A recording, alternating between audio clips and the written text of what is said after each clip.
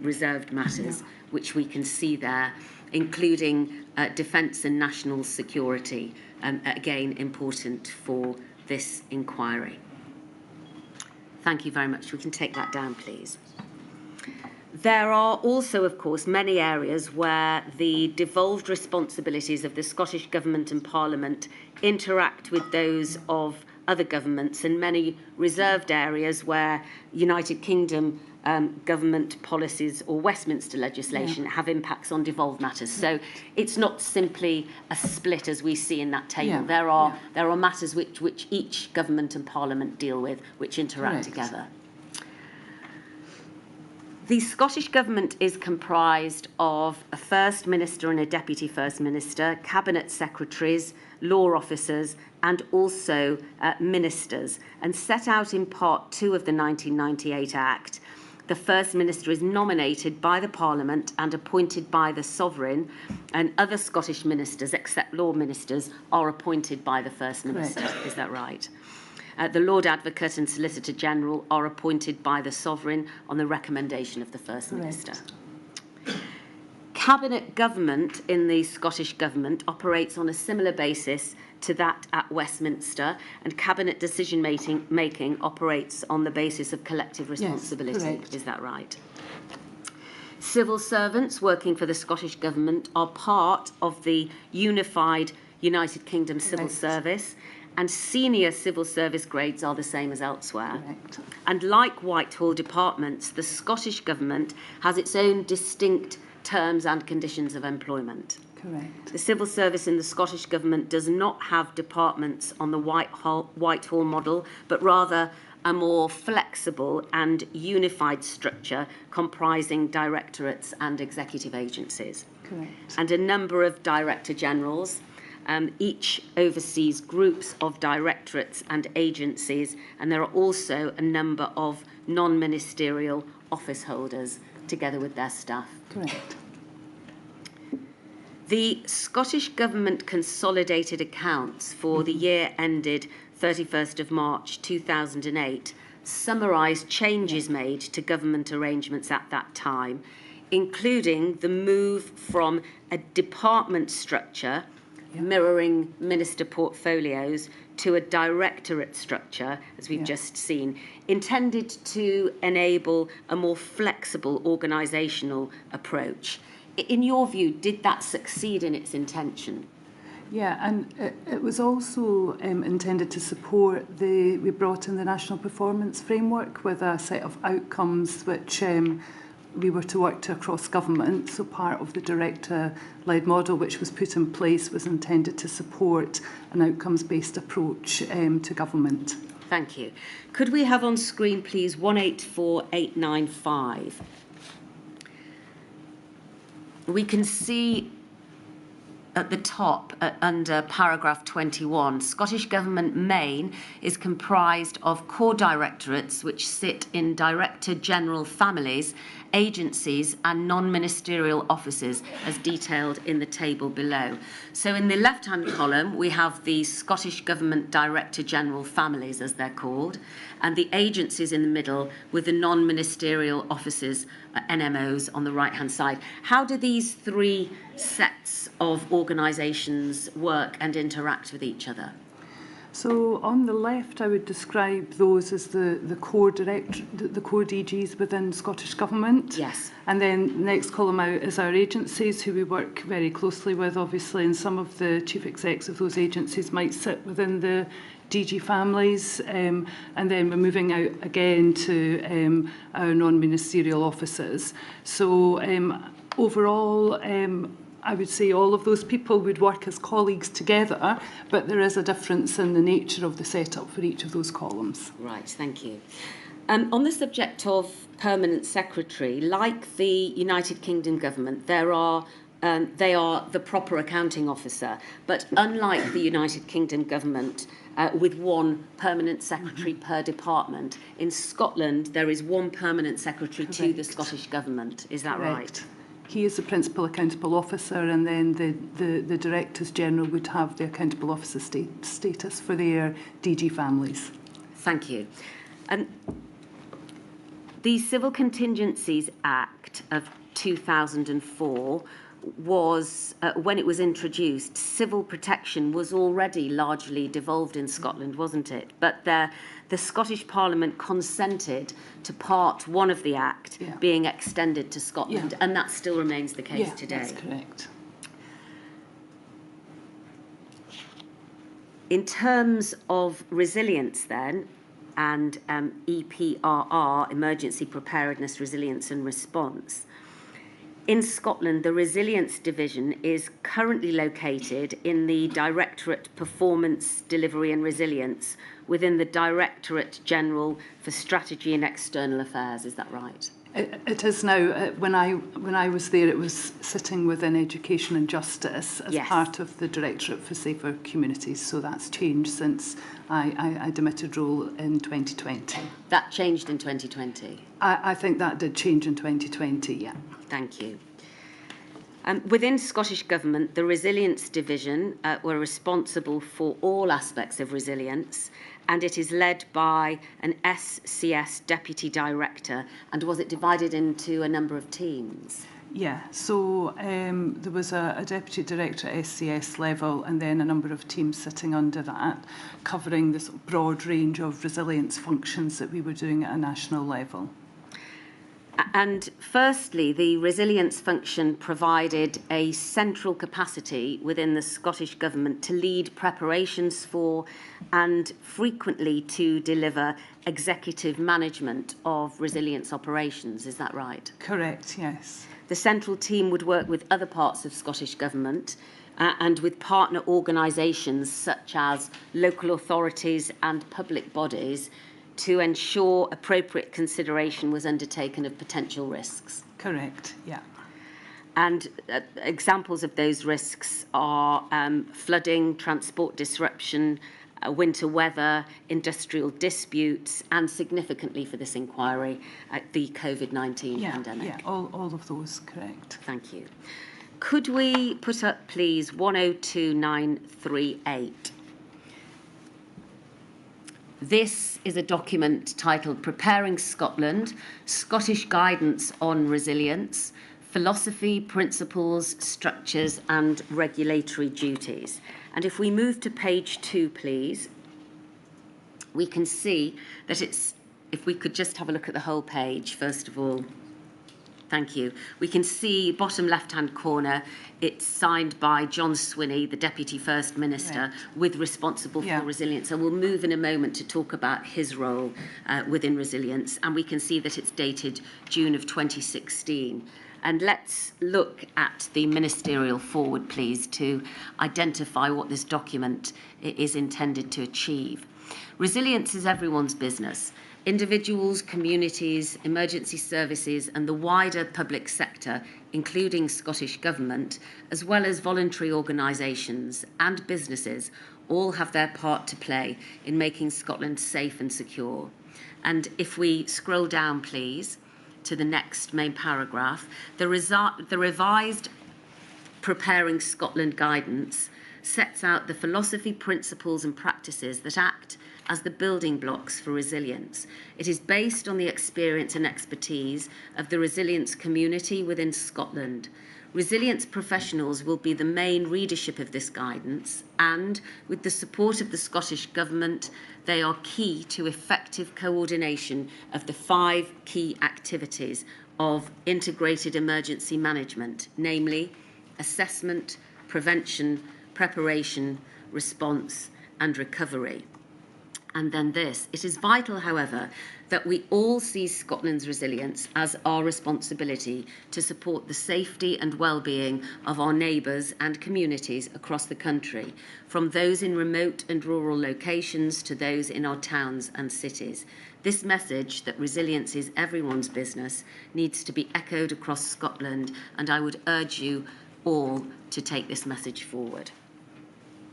Now, if we move to page 5, please. Thank you. We can see that the purpose of the guidance is not intended to be an operations manual, but is instead guidance to responders, assisting them assess, plan, respond and recover. And it establishes good practice based on professional expertise, legislation and lessons learned from planning for and dealing with major emergencies at all levels. It reflects a process which prepares for emergencies from the identification of a risk to the completion of the recovery process. So, as we can see there, it's a set of guidance intended to cover the whole of the process, from identification of risk down to the very end of the recovery process. Yeah, and it was intended to be put in place in a way that was user friendly. Yes. So if you go on to the Ready Scotland website, you can see quite easily how that guidance flows out from central right down into community and the guidance around communities, for example. We'll look at that in a moment, yes. Could we go to page 7 of this document, please? Thank you. Yeah. And just zoom into the hub and spokes model of Preparing Scotland. Now we can see that there are several issues here to be considered. Can you explain to us, please, Ms. Russell, how you would use this table, this diagram, in order to demonstrate the preparedness process in terms of risk assessment and response to any emergency? Yeah, so, I mean, the central document, Preparing Scotland, sets out the detail around, I suppose, that higher level strategic thinking about how to do your preparation in relation to risk. And then, as you see, what are called the spokes each have their own guidance sitting underneath it. So, for example, if you press on community resilience, what you will get is then a whole set of guidance about how to respond in relation to that, building resilient communities. And there's a whole set of guidance dated May 2019 that sits underneath that button that sets out principles and approaches to how to go about ensuring that you have that resilient community at local level. So if you go around each of the buttons, they'll each have a set of, I suppose, cascading guidance which fits within the subject heading. If you look at care for people as another example, the care for people guidance, which was published in 2017, sets out a whole set of things that you will want to consider if you're an organisation caring for people. And that would include things from setting up, for example, shelters, to thinking about diversity and inclusion within your communities. So I suppose it was a way to try to help people to navigate what could be quite a complex environment and really support people in their thinking in terms of their own preparation, bearing in mind that in terms of the Civil Contingencies Act, the responsibility would still sit on the first and second responders, but really that point, resilience is everybody's business. How do you get to a point where resilience is really embedded through your society through this kind of approach? So who would be expected to use this guidance and to access the hub and spokes model in the way in which you've described? So it is publicly accessible information. So if you were a community group, you could go on to this and actually have a look and say, right, I'm going to have a look at community resilience. What could I do as a community group to improve the resilience of my community? So actually, it was a kind of multifaceted audience that could use this. It's also something that we would expect your responder community to use. And we also had, obviously, in terms of overarching structure, we probably will come to this later, our strategic resilience partnership, the regional resilience partnerships, and then our local resilience partnerships. If we pressed on risk and preparedness assessment, which is in the top left-hand spoke, what would we see there, and how would that assist us? But bearing in mind that we're told it's not an operations manual, but it's guidance. So it would give you principles and ways and suggested ways of doing that risk and preparedness assessment. And I think there is evidence within the papers of how that started to then play out in practice. So it's I suppose, a way of trying to support people culturally to think about resilience, and then giving them some very practical ways of analysing and understanding what the risks are and how to mitigate them for them in their local areas. How does this sit with the Ready Scotland website with its hyperlinks? Yeah, so that sits within Ready Scotland. So you can go into Ready Scotland and find that material. And find this? Yes. Yes. Yeah. Well, let's have a look at that, please. It's at 196610.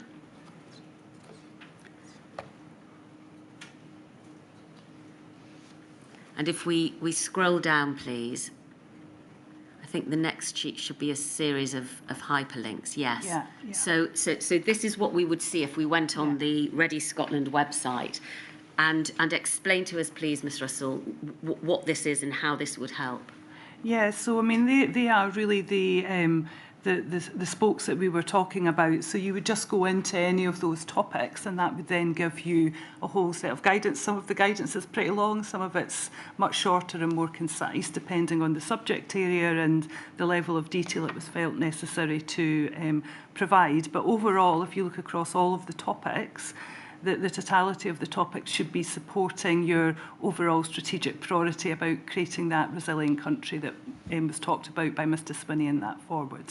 And of course, this is a public-facing website. Yes. Anybody can go on this. Yes. But would you also expect those within the resilience department to need to access these sorts of documents or not? Yeah, so part of the role of Resilience Division was to make sure that this material was user-friendly and publicly available in a format that was accessible to people. So that was some of the work, and I suppose it's always, resilience was always on an improvement cycle. So, we'd always be seeking to learn what was working, what needed to change and improve. So the documents as they are now would improve over time as we took feedback and heard how they were working in practice for people.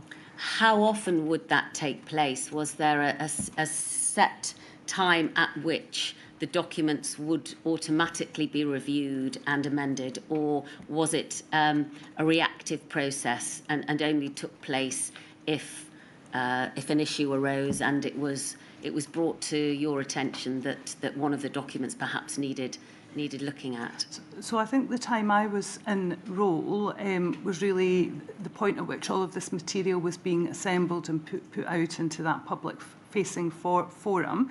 Since I've left in 2020, I'm not sure how that process has worked, but certainly the expectation was that would be adjusted over time. Right, but these documents don't have a strict date by which they have to be reviewed? No, they didn't, no. Thank you, we can take that down now.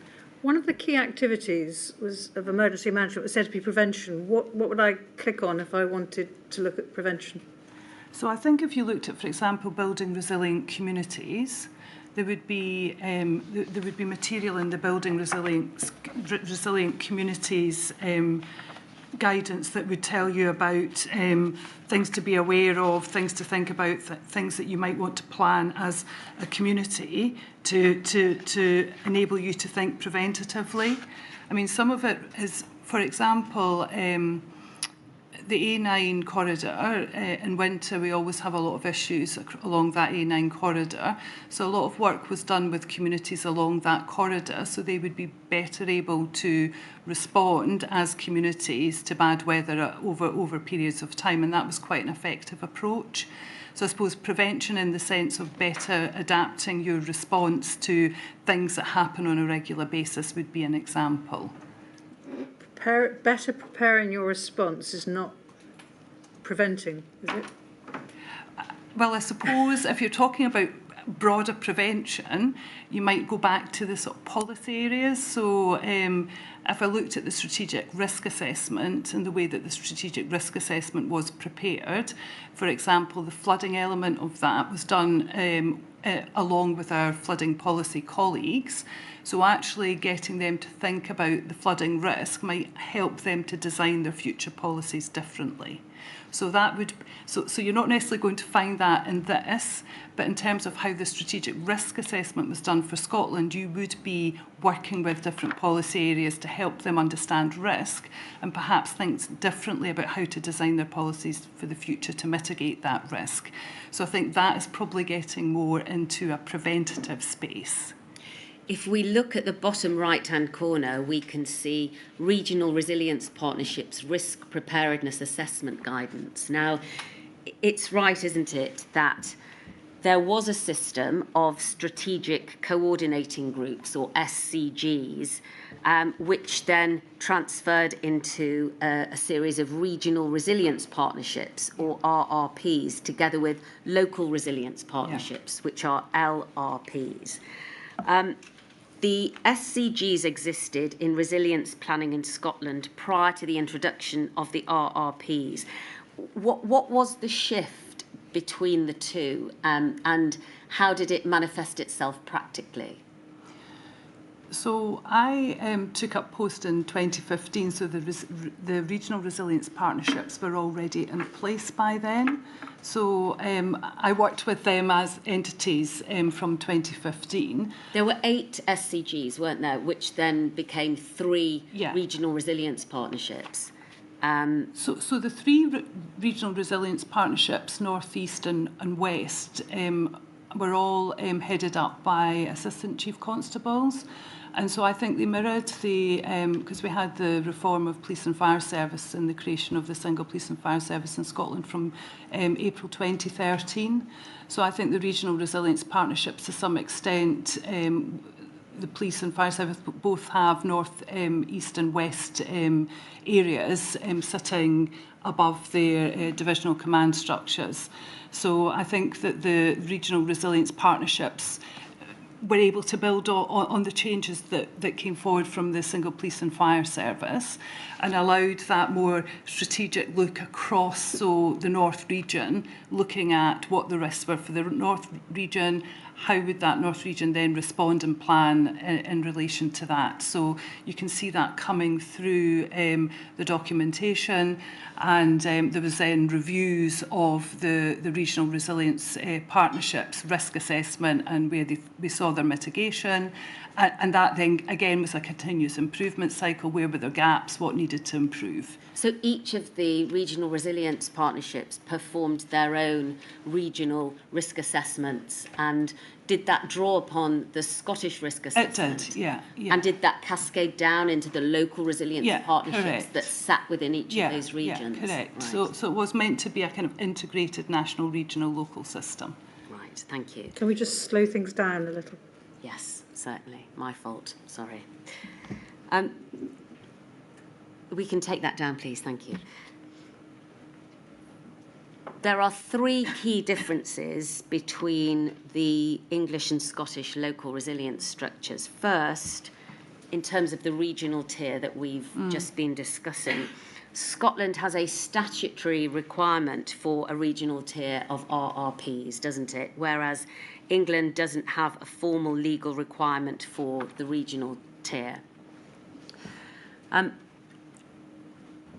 What do you think are the benefits of having that regional tier?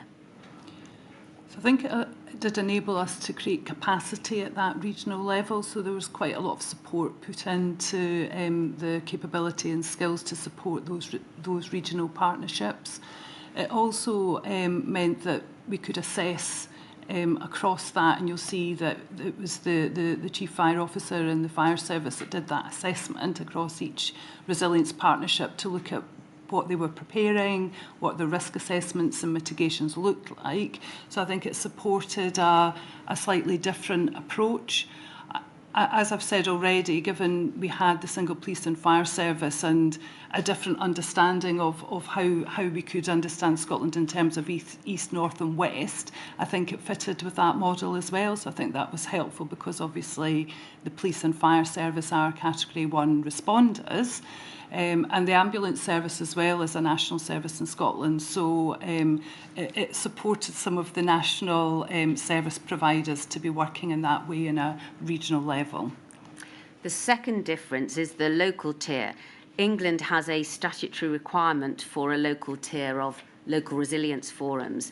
Scotland doesn't have any formal legal provision for for that, but as we've just discussed, there is in fact a level of local resilience partnerships. Correct. Yeah. Do you think that there is any disadvantage to not having that as a legal requirement? Has that made any difference to the way that things are arranged in Scotland? It's not something that's been raised with me as a concern. I mean, one of the principles is subsidiarity, so you would deal with things at the level at which it was most appropriate to deal with them. So some very localised things, obviously, you would be dealing with them only within a single LRP, and then obviously, depending on the nature of what you were doing, you might need more engagement with your your regional resilience partnership, or indeed that whole of government national response as appropriate. All right. And thirdly, there is a difference in the separation or combination of preparedness and response.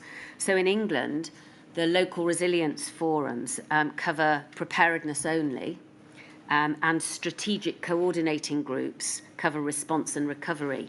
But in contrast, the regional resilience partnerships and local resilience partnerships in Scotland perform the dual function of preparedness, response and recovery, don't they?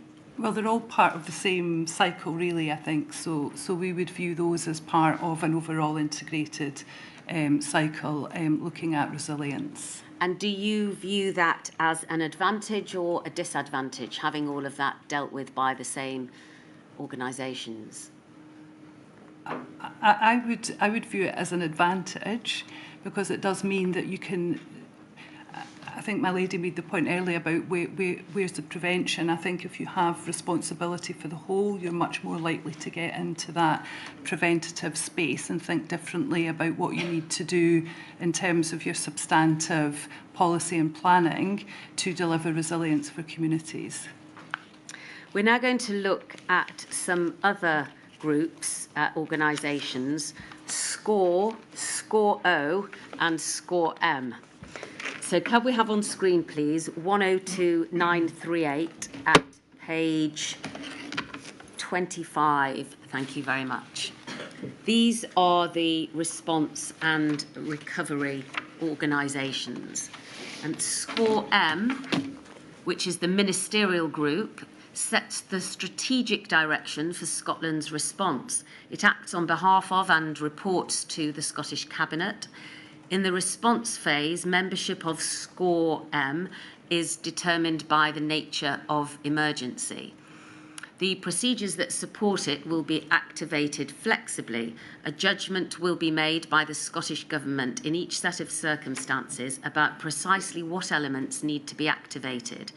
An essential element of the national response will be the activation of the Scottish Government Resilience Room. The resilience partnerships will be advised of the activation of SCORE as soon as is practicable.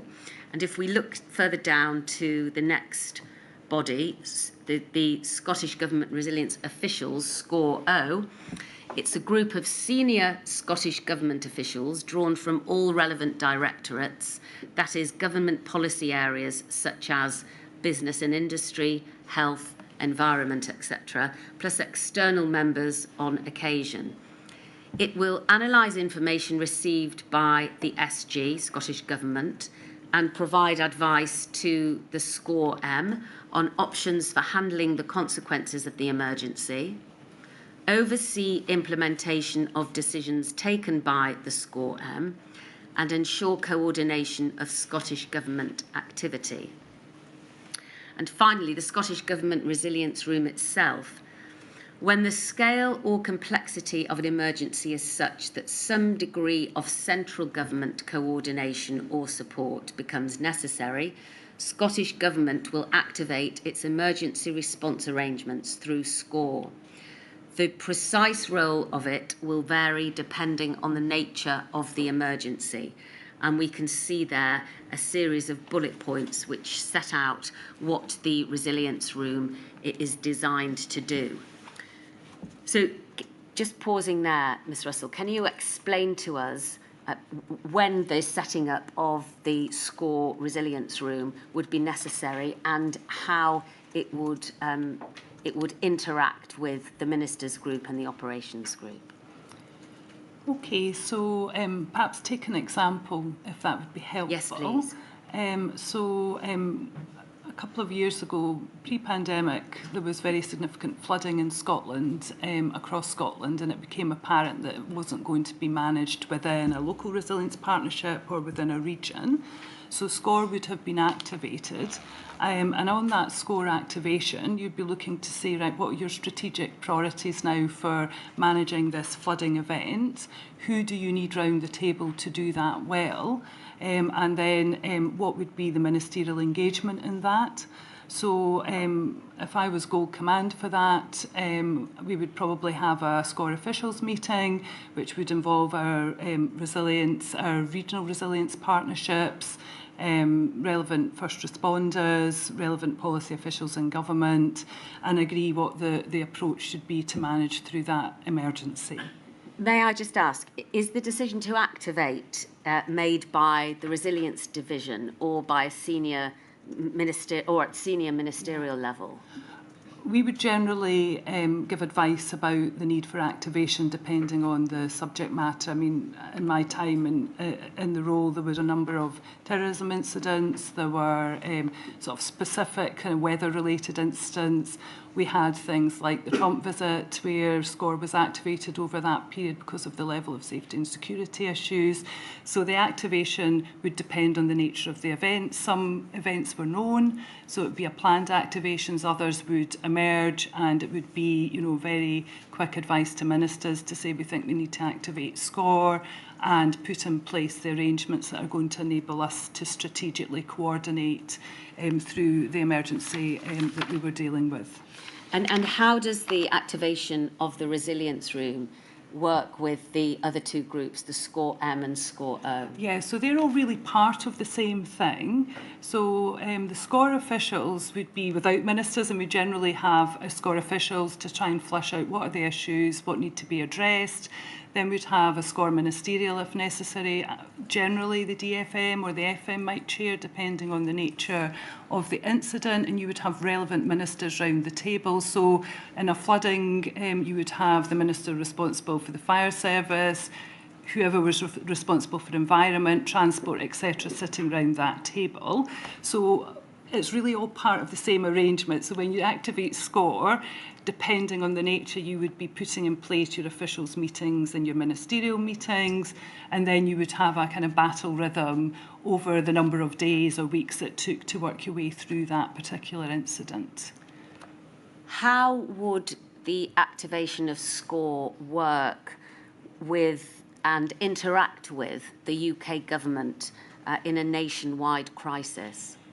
Yes, so there would be examples of that. So if COBRA stood up, so for example, if there's a fuel disruption issue, that might be an example of that. And I worked very closely with resilience colleagues in Cabinet Office. Catherine Hammond was my main point of contact there, and we also would work with the Welsh Government, so the issues that were across Wales, England and Scotland. I would work closely and had a good relationship with Welsh Government as well as senior officials, and then that would be mirrored with my kind of officials within the Resilience Division would have cross government contacts and relationships.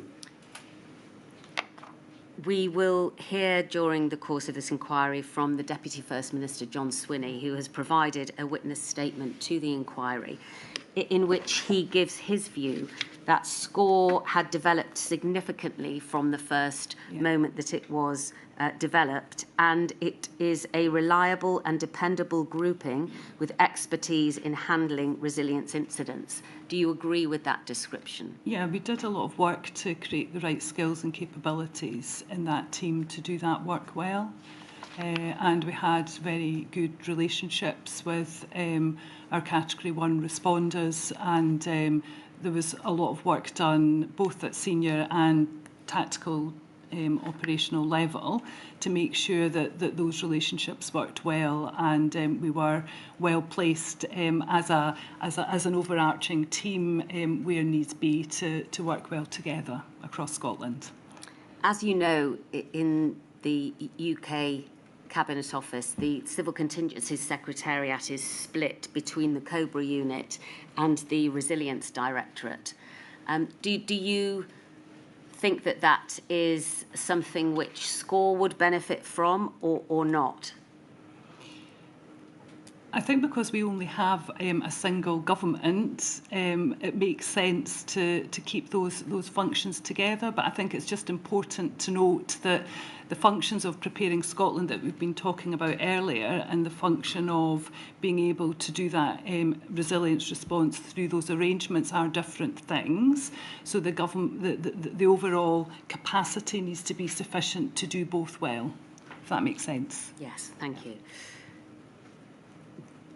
John Swinney held ministerial responsibilities for resilience as Deputy First Minister from November of 2014 to March of 2023, and it's now held by the Cabinet Secretary for Justice and Home Affairs, I think.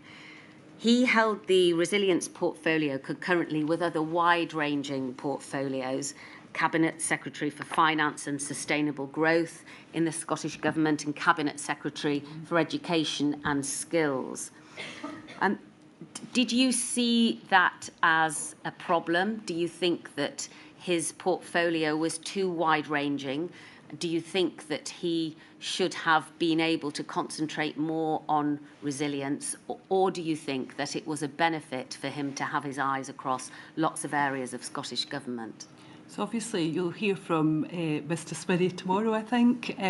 My view was he was very clear about the importance of resilience and always gave it the attention that it needed, and was very, very meticulous about that throughout the whole time that I worked with him. Yes, you know, if it was appropriate, it would be delegated to others, but where he saw the need, he would always step in. And there were particularly challenging sets of issues that he very personally took the lead in. Actually, as Deputy First Minister, it was helpful as well because he obviously had a cross-cutting role as Deputy First Minister in his broader role. But I didn't ever see that as a problem. What is the Cabinet Subcommittee on Scottish Government Resilience? CSC SCORE, is that how I say it correctly?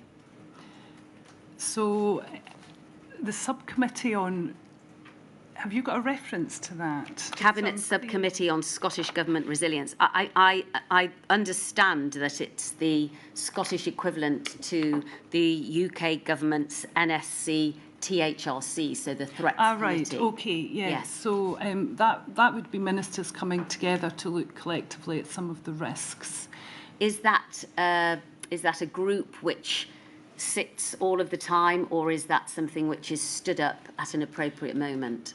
So that may be something that has become clearer in the last 3 years since I've been doing the role. So it may be something, is it in Ken's statement? Yeah, well, in fact, I think there's a reference to it in Preparing Scotland. So if we can go back to that document. Yeah, let's go back to that. 102938 and page 25. Thank you. In fact, if we can highlight, please, the group itself, which is under the heading Preparation. Thank you. In preparation, the role of the CSC SCORE is to give ministerial oversight to strategic policy and guidance in the context of resilience in Scotland. It meets in preparation for emergency response and keeps abreast of matters related to promoting and improving civil protection, contingency planning, and preparing for specific contingencies such as pandemic influenza. Whilst acknowledging the independence of Category 1 responder agencies to undertake preparation pertaining to resilience, such preparation will generally take place with an overarching structure of legislation and national guidance. It is the role of CSC SCORE to approve new national guidance and to make decisions on the taking forward of new legislation. Sorry, go on. No, the reason I'm pausing is, in my experience in the role, I would say probably Cabinet overall took decisions in relation to matters in relation to resilience rather than working through that cabinet subcommittee. I mean, obviously I'd be happy if there's further specific examples of what the cabinet subcommittee did, but in my recollection it was probably more cabinet as a whole that would have looked at resilience issues rather than that subcommittee. All right. Do you happen to know how often the group met? I don't. We will ask other witnesses. Yeah, I think perhaps to ask other witnesses, but my recollection would be that issues were more dealt with through the overarching cabinet rather than through a subcommittee. One thing I think that you do have experience of is the Directors' Network. Yes. How often did that meet and who would be invited to those meetings? Yeah, so the Directors' Network meets every week on a Thursday morning, and all of our directors from across government go to that meeting every week. And it's used as an opportunity to look at strategic issues, update on key things that all directors need to know. It's attended by the executive team as well, and it's the, I suppose, the main way verbally of keeping directors updated, and it's a way of sharing information as well across that directors network. Was there any wider briefing of cabinet other than the directors meeting? So the directors meeting was, directors are the officials, so in terms of briefing cabinet, I mean, cabinet would be kept updated on resilience issues generally. There would be ongoing discussions with cabinet. I mean, certainly, you know, in terms of response events, cabinet would be very engaged. We would have gone to cabinet for decision making around kind of the overarching strategic approach to resilience we were taking forward through the Scottish Risk Assessment and the various other material that you've referred to.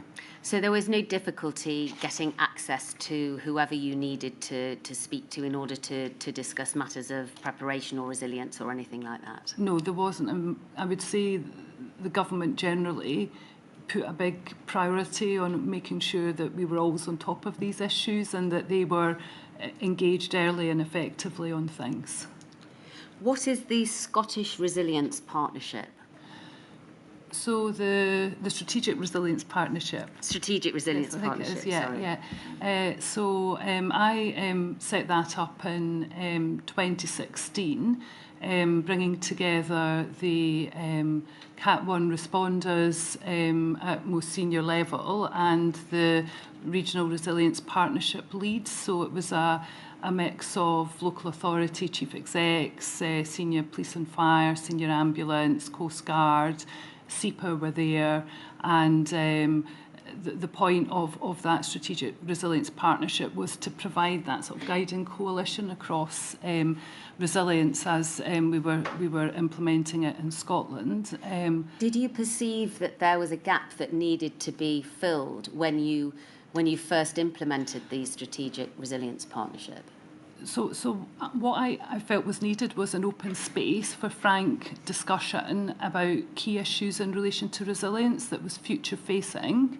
So the agenda was really set on the basis of looking ahead and looking at issues that perhaps needed more attention or just a bit of a step back. Are we doing everything that we need to be doing?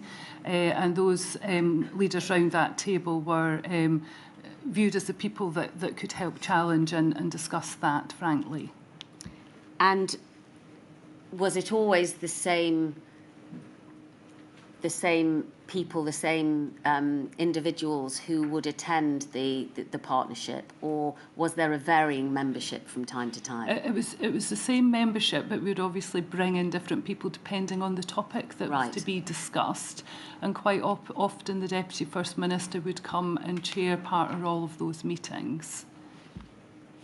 And when you refer to it as a safe space for open discussion, how did you ensure that that was the atmosphere that was generated?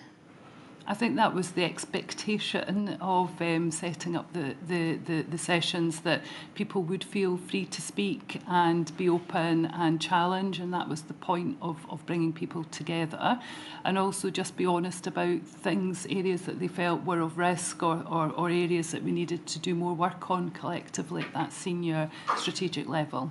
Did you have experts invited in to provide advice on certain issues? Yes, we would do from time to time, depending on the issue. I remember, for example, a session on cyber risk and resilience, and we would have had people come to that meeting with an expertise in that area, just as an example. And do you think it succeeded in its intention to provide open discussion on issues? So I think it did. I think obviously there's always more work to do on these things. So how do you improve that? I also think it created very strong relationships across that strategic community, and I think that grouping of senior leaders moved into the pandemic and were able to provide a lot of leadership as a leadership grouping through the pandemic. I mean, I had moved to a different role by then, but I do understand that they worked very well together through the pandemic. One of the purposes of the group was to provide advice to the resilience community on how best to ensure that Scotland is prepared to respond effectively to major emergencies. Yeah. How did you take that forwards as a practical matter? Yeah. Who was invited to be involved in the discussion of the effective preparation of Scotland for major emergencies? So it was probably topic specific, so we would be looking at topics across years, and then obviously taking actions from those meetings and implementing the actions that came out of those meetings. Thank you. I want to now move to discuss the National Risk Assessment and the National Security Risk Assessment and the Scottish Risk Assessment. Yeah. But first of all, I want to ask you about the level of involvement of Scotland in the National Risk Assessment process. And could we have on screen, please, 147769? This is the 2016 National Risk Assessment. Thank you, as we can see from the front sheet. And if we go to page 2 and the forward, please. Thank you. The United Kingdom has an enviable reputation for stability and resilience, a reputation built on the foundations of robust risk management and tried and tested emergency response and recovery arrangements. The resilience is crucial to supporting our people and businesses, and through them, the economy and society. And if we could move down the page, please, and highlight the paragraph at the bottom there, beginning with the word compiling. Thank you. Compiling the National Risk Assessment requires significant support from government departments, devolved administrations, chief scientific advisors, local resilience practitioners and external partners, including universities and industry. It is only with your help that we are able to produce robust and credible assessments and translate them into collective action that prepares us for the challenges we face. What level of detail did Scotland, as one of the devolved administrations, have in the preparation and production of the National Risk Assessment? So we would sit in some of the infrastructure that was driving the National Risk Assessment process, and would attend various UK groups and would feed in that way. I probably can't be any more precise than that. I couldn't give you an example of here's what Scotland thought, here's how it fed into the National Risk Assessment and show a clear line around that. I think that's something that perhaps, if you want more detail on that, we could come back to that and take that as something to come back to. Well, did the involvement include the provision of information, the attendance of meetings? How practically did Scotland become involved and contribute to the National Risk Assessment? So from my recollection, there was quite a big infrastructure at UK level, and we would sit and attend various meetings. So, for example, on CBNR or related groups relating to, for example, concerned about a black start, power outage. So there were different bits of UK infrastructure that would look at all of these things, and we would often be represented on them as officials. And I suspect that that was the main way in which we were involved. I can't say whether the National Risk Assessment was given to us in draft and we were asked to comment on it. I can't say that we would have done that. Certainly what we did do was take that National Risk Assessment and then look at what a Scottish risk assessment should look like on the back of that. Well, we're going to move to that in a moment. But did you have any concerns that Scotland was not being adequately involved in the production of this document during your time in office? Not that I'm aware of, not concerns that we weren't adequately involved. All right. Well, let's take that down, please, and look at the 2019 NSRA, which is at 14771. I just want to look at a couple of paragraphs within this document. Let's go to page 3, please. Thank you. We can see this is the 2019 National Security Risk Assessment. If we go to page 3 and look at the penultimate paragraph of the foreword, it says that the production of the NSRA has been supported throughout by an extensive stakeholder group who have been dedicated to providing evidence and challenge. This has included relevant government departments, devolved administrations, chief scientific advisors, the intelligence community and local resilience forums, as well as experts from academia and industry. So a similar type of statement to the 2016 NRA. Same questions again, Ms. Russell.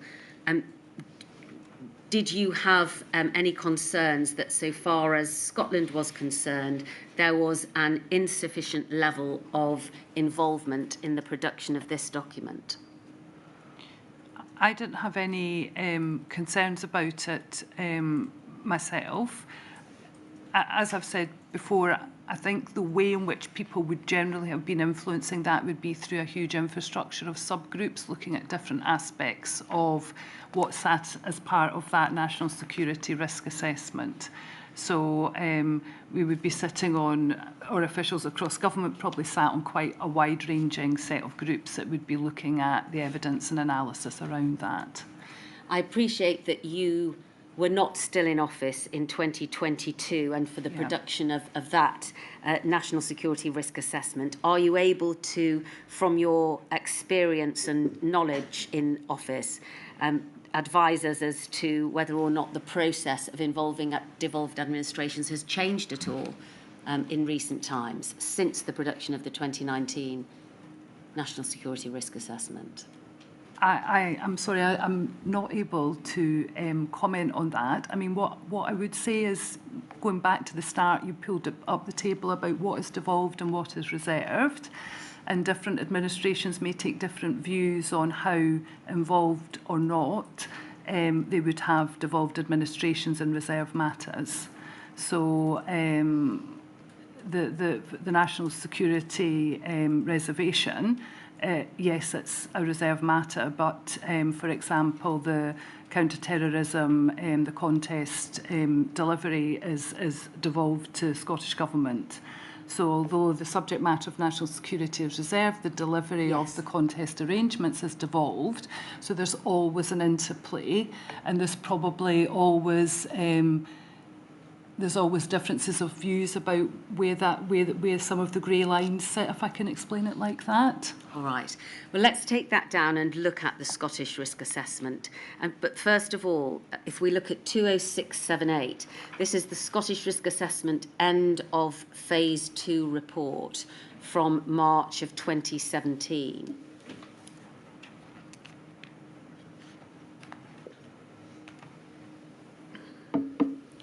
thank you. We can see at the bottom left-hand corner, it's a report that's compiled by the SRA project team sitting within the Resilience Division of Scottish Government. Can you tell us about this report, please, and why it was commissioned? Yeah, so obviously we were embarking on, for the first time, a Scottish risk assessment process for Scotland. And I think it was really important as we went through that process that we were really stepping back and making sure that we were doing the right things, that we were getting the analysis right, that we had the right skills to do that work well. So this report was a report just looking at the process and how it was working and what it was starting to show in terms of Scottish risk assessment as opposed to that national risk assessment. So it took the national risks and it dropped it into that Scottish context. Let's have a look at page 3, please, where we can see a series of purposes and benefits set out. Thank you. The SRA will ensure there is an overarching Scottish perspective to risk, which will enable us to improve how we protect our people, resources and assets, how we prevent and prepare for such incidents, and how we respond to and recover from them should they occur. The SRA will be an evidence-based resource to inform multi-agency efforts to prevent, mitigate and respond to disruptive challenges. And below, the work of the SRA will also enhance Scotland's resilience partnerships' existing risk work by ensuring national level information is provided for regional planning purposes. We know what the purpose was for introducing the Scottish risk assessment. Why do you think it hadn't been used or implemented before? I think resilience was a maturing model in Scotland. So as that model matured and we were clearer about the philosophy and principles we were trying to embed across Scotland, I think it became apparent that a Scottish risk assessment would be a really helpful part of that overall package, because it would give you that strategic cut of the risk as it applied more for Scotland. So, I mean, just we've got 10% of the UK population in Scotland, but 30% of the land mass, and actually a very remote and rural country with a lot of risk in that. So even just understanding the risk landscape for Scotland, it just helped to perhaps just focus slightly differently on how you would do the risk assessment when you moved from that UK level into that Scottish level, if that makes sense. Had there been a change in culture towards risk in Scotland, which meant that this was seen as an improvement for Scottish risk preparedness and resilience? I think there was just a general maturing of the whole approach to resilience and how you understood risk and mitigation, but also how you could use our understanding of risk to drive change in policies, substantive policies, so getting more into that preventative space. How did this document and then the Scottish Risk Assessment of 2018 improve or advance the Scottish strategic objectives so far as preparedness and risk resilience is concerned? So I think that, well, one, the strategic risk assessment was much more, although it was a classified document, it was much more readily accessible to our responder community. So they could much more easily see that document. The National Risk Assessment was quite a highly guarded document. So that just actually sharing that knowledge and being able to work with partners with that knowledge was helpful. It was used to then drop into the Regional Resilience Partnership assessment of their risk, and they then produced risk assessments and plans against that, which cascaded from the strategic risk assessment. So I think it was really helpful in that as well. I think it did, as we worked with our policy colleagues in developing the risk assessment, it did help them to understand what were the mitigations or policies that they could do differently for the future, taking much better account of the underlying risk. So I think it generated a lot better understanding of underlying risk across government for the areas that we focused in on, if that makes sense. Could we look at page 5, please? Thank you. And could we highlight the text above the pyramid? Just read through that. Yeah. A key objective for the Scottish Risk Assessment is that the individual risk assessments are robust and evidence-based. In order to give assurance to this, we have developed a process for challenge of the individual risk assessments and endorsement of the SRA development process. The model that we have developed provides the opportunity for academics and scientists, such as the Natural Hazards Partnership, to review the individual risk assessments and provide further guidance to fill any gaps in evidence. Following this, the Scottish Government Chief Scientific Advisor, CSA, will review the SRA process to help ensure that science has been considered and evidence analysed at appropriate times during the process.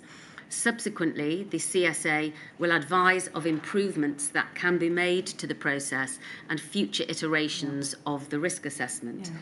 The following diagram shows the range of stakeholders we have engaged with at various points and how this fits with the model for verification and endorsement. Before we look at the model, what is the Natural Hazards Partnership that we see a reference to in the course of that paragraph? Thank you. So I actually can't tell you what that partnership was, so I'm sure we can give you that information quite readily. I think the overarching point on this paragraph is the fact that the assessment of risk needed to really take the views of everyone into account to try to make sure that we had lots of challenge and lots of people able to interrogate the risk assessments as they were being developed.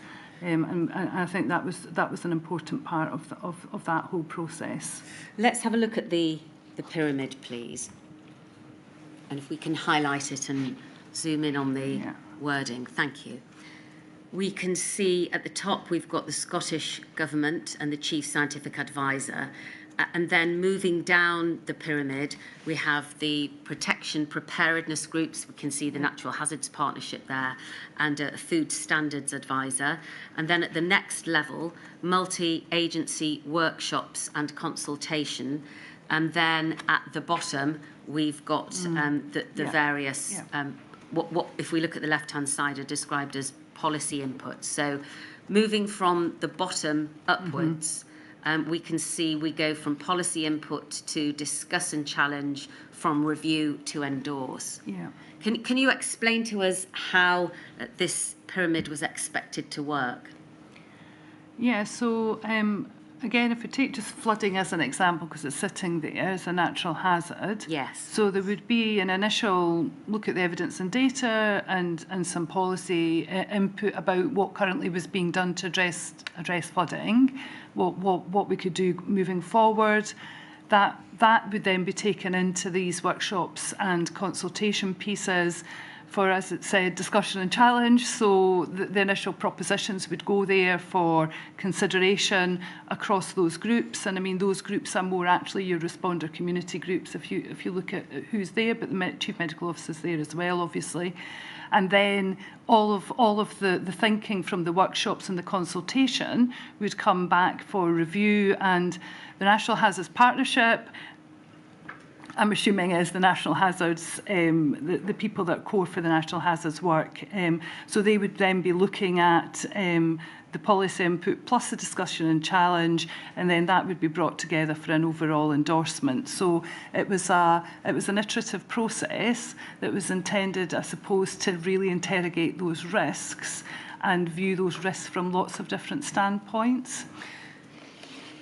It's described as a model for verification and endorsement. Yeah. And from what you have described, the intention was to have challenge and to ensure that the policies that were being prepared and delivered were appropriate in the circumstances of whichever hazard or risk was being considered. But when we look at the description of the organisations involved, they all appear to be state bodies, don't they? Even the chief scientific advisor, who we see in the second and top layer, is a government position. So where did the external challenge come from in this model? So at the very start, at the policy input stage, I would expect that the policies would be being discussed with stakeholders and external advisors at that point in time. In terms of discuss and challenge, I think what was being brought together were your people that would have that understanding of risk and resilience. So that would be the reason why we had that grouping there, and you see people like the Red Cross in there, Scottish Gas Network. So they were the resilience community, I think, in its broadest sense reflected there. And then at that next level up, the partnership grouping and the preparedness grouping, I would expect that there was a good representation of people on those review groups finally going up for endorsement. I mean, I suppose that everything's a learning process, isn't it? So if it was felt through this process that we were not getting sufficient broader external views into that process, then certainly that's something that could be built into it, for sure. Thank you. My lady, I'm moving on to a different topic. Is that a convenient moment to have our break? I shall return at 25 past. Thank you. Thank you. All rise.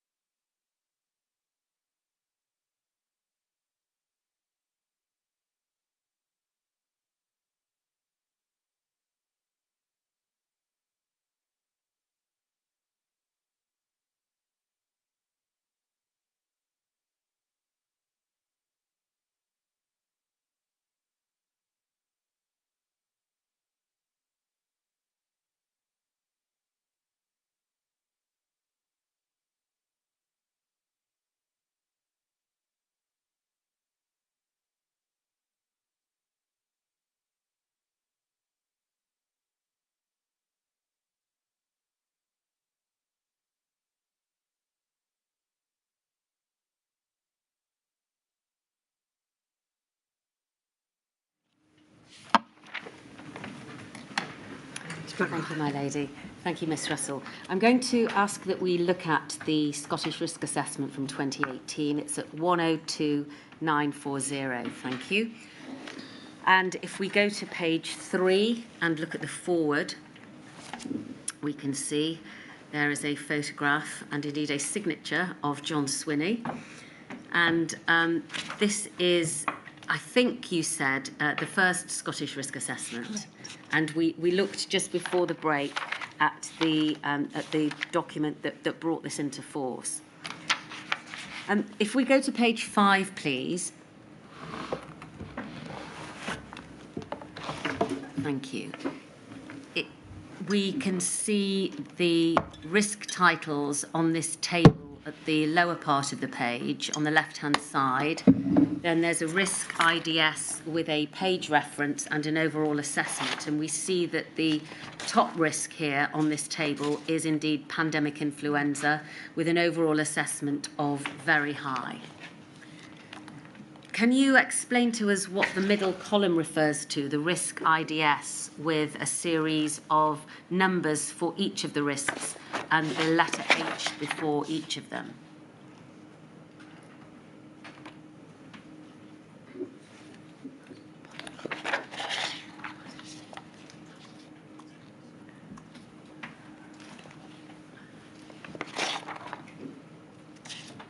Does the H refer to hazard?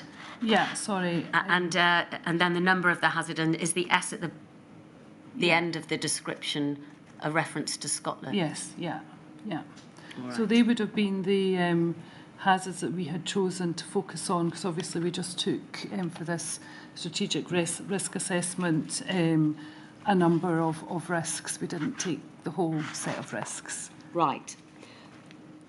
And can you confirm that so far as this risk assessment is concerned, it uses the same methodology as the National Risk Assessment from which it's taken? Yes. Yeah. Let's look at page 6, please, because I think we can see here a helpful explanation of where the Scottish Risk Assessment fits in with the United Kingdom National Risk Assessment. On the left-hand side, in the text, we see this. At a regional level, resilience partners should use the risk and preparedness assessment process to help understand the risks that are relevant to each region and to plan and prepare based on that information. The SRA provides a Scottish context to resilience partners on the types of emergencies Scotland may face and makes the most relevant information available to them when completing their RPAs.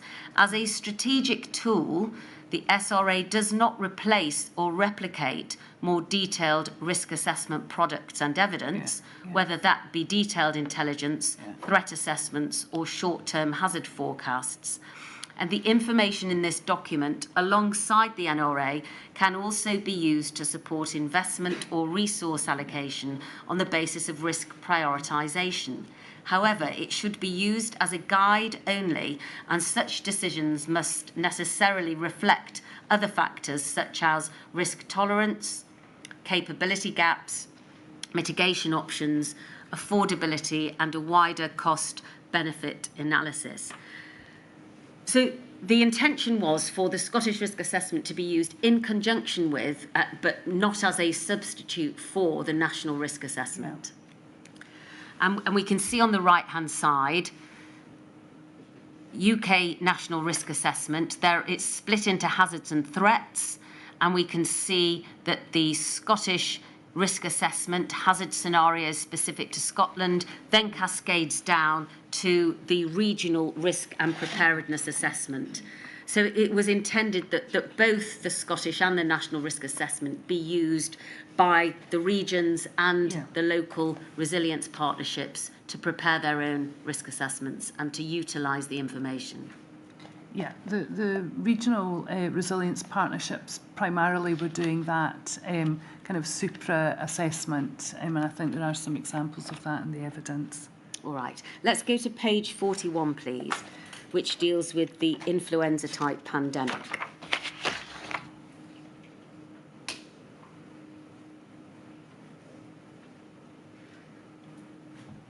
We can see the now familiar table in the right-hand corner based upon an assessment of impact and likelihood, and we can see where the reasonable worst-case scenario appears in the top right-hand corner of the chart. If we scroll out, please, we can see down the left-hand side of this page, under outcome description, that each wave of the pandemic, it may last between 12 and 15 weeks, that up to 50% of the population could experience symptoms, and we can see approximately 2.7 million in Scotland, up to 4% of symptomatic patients, approximately 110,000 people, could require hospital care, up to 2.5% of those with symptoms could die. And then there's the bottom bullet point. When combining these figures, it is relatively unlikely to have both high-end illness and death rates, resulting in around 68,000 deaths. This is the advised reasonable worst case for guiding planning in Scotland. Was this assessment based entirely upon the science which had been provided for the national risk assessment? In other words, was there any separate Scottish science that was relied upon in order to arrive at these figures? So my understanding was that on the pandemic risk, there was a UK assessment of what the most likely risk was around the pandemic flu. Yes. And that there was no reason not to depart from that for Scotland. So what you're seeing here is what that national risk would have looked like around pandemic flu planning as being the most likely scenario, which I appreciate is not what the pandemic was, but I think the Scottish assessment was no different, if that's the question you're asking. Well, the question I'm asking is, does this demonstrate that all that happened was the population figures of Scotland were replaced in what was an assessment provided in the national risk assessment? The only difference between the two is that the Scottish population figures have been replaced. So I suppose if you into this table, taking it back a step, when we were preparing the Scottish risk assessment, we were doing that in the context of understanding what the national risk assessment was saying. And so unless there was some good reason you might want to depart from that when you were translating that into a Scottish context, we would have been taking that national risk assessment and moving it into Scottish context. So that scenario on the left is the one that I recognise, is the one that the Chief Medical Officers and others were content was the most likely scenario that we should be planning against. Well, was there any involvement from the Scottish scientists that were advising the government? Was any of that process undertaken, or was this simply a case of putting the Scottish population figures into the national risk assessment? So I can't answer that question. I think you would need to ask that of others about the exact evidence that was taken in relation to this particular risk. As I understand it, that risk was looked at for Scotland, and the assumptions were made that really mirrored what the assumptions looked like for the UK, but for a Scottish population. So you can't tell us, for instance, whether Scotland's Chief Scientific Advisor or anybody on the Natural Hazards Partnership took into account any of the background analysis that had been undertaken for the National Risk Assessment on behalf of Scotland? So what I would say is that process was followed for this risk, and the work that was done by those people would have informed the outcome on that risk. So insofar as there was scientific evidence used, it would have been the risk as it was eventually arrived at was informed by that through that process. What does that mean, that it was informed by that through the process? Well, I think before the break you'd set out how we had worked through these risk assessments for this Scottish risk assessment, and that process would have been followed across the risks that we arrived at for the Scottish risk assessment. So I suppose where would the science have been that would suggested that you would have had a different nature of planning assumption or risk assessment for pandemic flu in Scotland as opposed to what was being done at national level when we broadly had a four nations approach to planning for pandemic flu? Right. Well, let's look. Sorry, I still didn't follow Ms. Blackwell, but can I ask you this, Ms. Russell? Surely, if you're going to make it a Scottish-specific risk assessment, taking the overall analysis of the national risk assessment, shouldn't you factor in other Scottish-specific factors, such as you said earlier about the 30% land mass and how the population is distributed? You wouldn't just take the population figures and just scale down, would you? Would you not take into account other factors? Well, I think in terms of the, if I look at the outcome description here, the view was that there would be waves of pandemic flu that would affect would create up to 30% absence over time, and there was nothing to suggest that that wouldn't also be the case for Scotland. So you don't think it's necessary to take into account other specific Scottish factors? Well, I mean, you may be right. I'm just asking.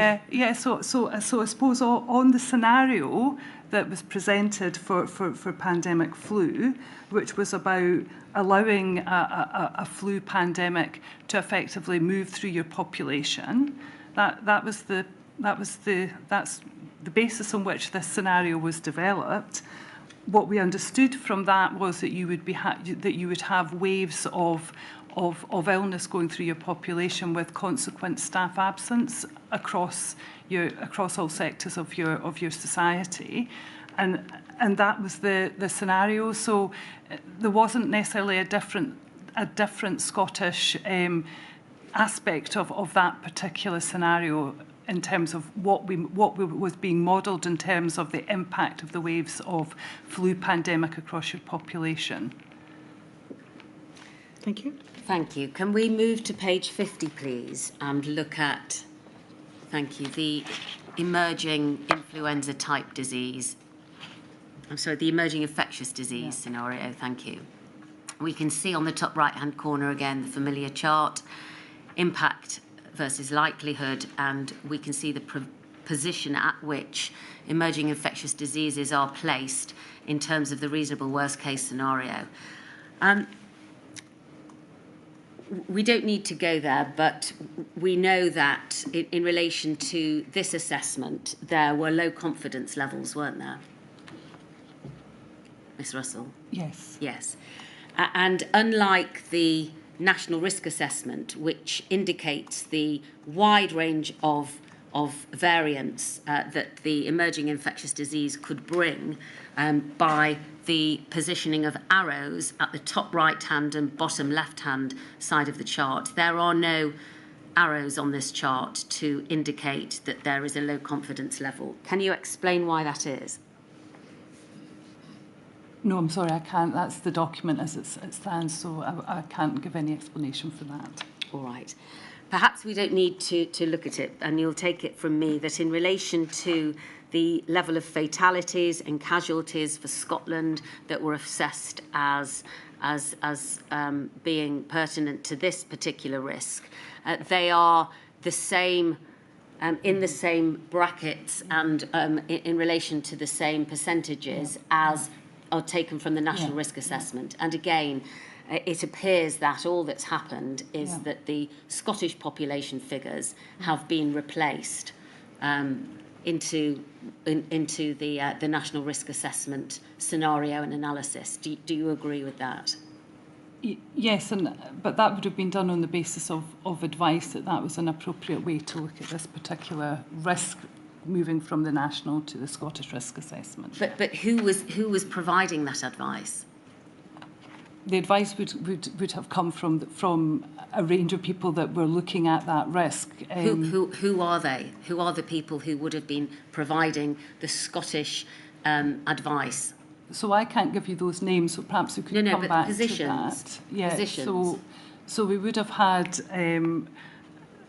the range of people that had the specialist knowledge in those areas to do that for us. And certainly, you know, I worked with the Deputy Chief Medical Officer when we were ensuring that people were aware of this risk, and it was something that at that point in time he was content with. So I'm sorry, you're going to push me, but I can't answer your question any more than I've done already, so I can undertake to come back to the inquiry with further information on that. Right. Was there any additional analysis undertaken in relation to these two risk assessments for pandemic influenza and emerging infectious disease, other than replacing the UK-wide population figures with the Scottish population figures? Again, could I come back to you on that, please? Right. Let's take that down, please. Community risk registers. A community risk register, according to the witness statement of Mr. Thompson, is a multi-agency publication created as an output of the risk preparedness process. How were community risk registers used in conjunction with the risk assessments that we've just seen? So, sorry, could you just run past that question again and give me a reference to community risk registers? Thanks. The community risk register was held at a local or a regional level?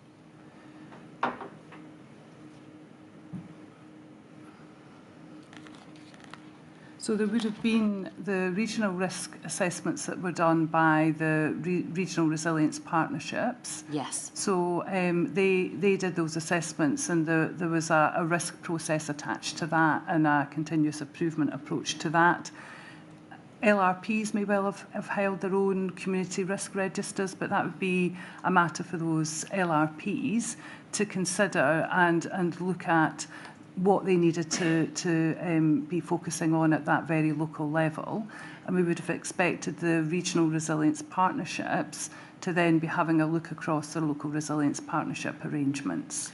And how did you ensure that there was good risk assessment procedure in place on a regional and a local level in terms of pandemic influenza and emerging infectious diseases? So those matters would have been referred to in the resilience planning and then down into the local resilience planning. In terms of how that then fed back up, I think I explained earlier that the fire service did some assessment of the regional resilience assessments and looked for areas where there were gaps and things that needed to be improved. So that was a whole kind of continuous improvement process around that.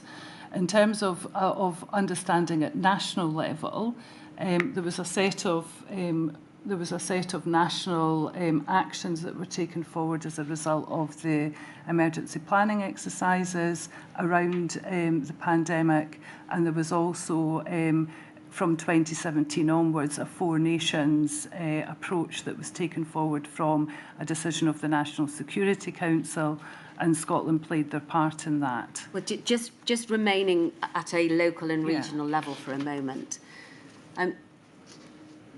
Who had the level of assurance? Who was looking at what the regional partnerships and the local partnerships were doing and ensuring that their level of local preparation for the risks which we see identified in the Scottish risk assessment were being properly dealt with and maintained?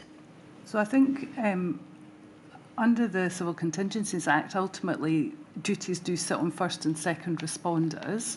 So decision-making and making sure that business continuity planning and all of the things that needed to be in place at local level ultimately were for those first responders and second responders to have oversight on. And so we would expect, it's back to that subsidiarity principle, we would expect through the arrangements we put in place that there was an ability at local, then regional and then national level to be able to do that planning effectively. Because obviously you might have, 30 local plans coming up to your resilience, regional resilience partnership, looking at those 3 blocks and the things that they were picking out.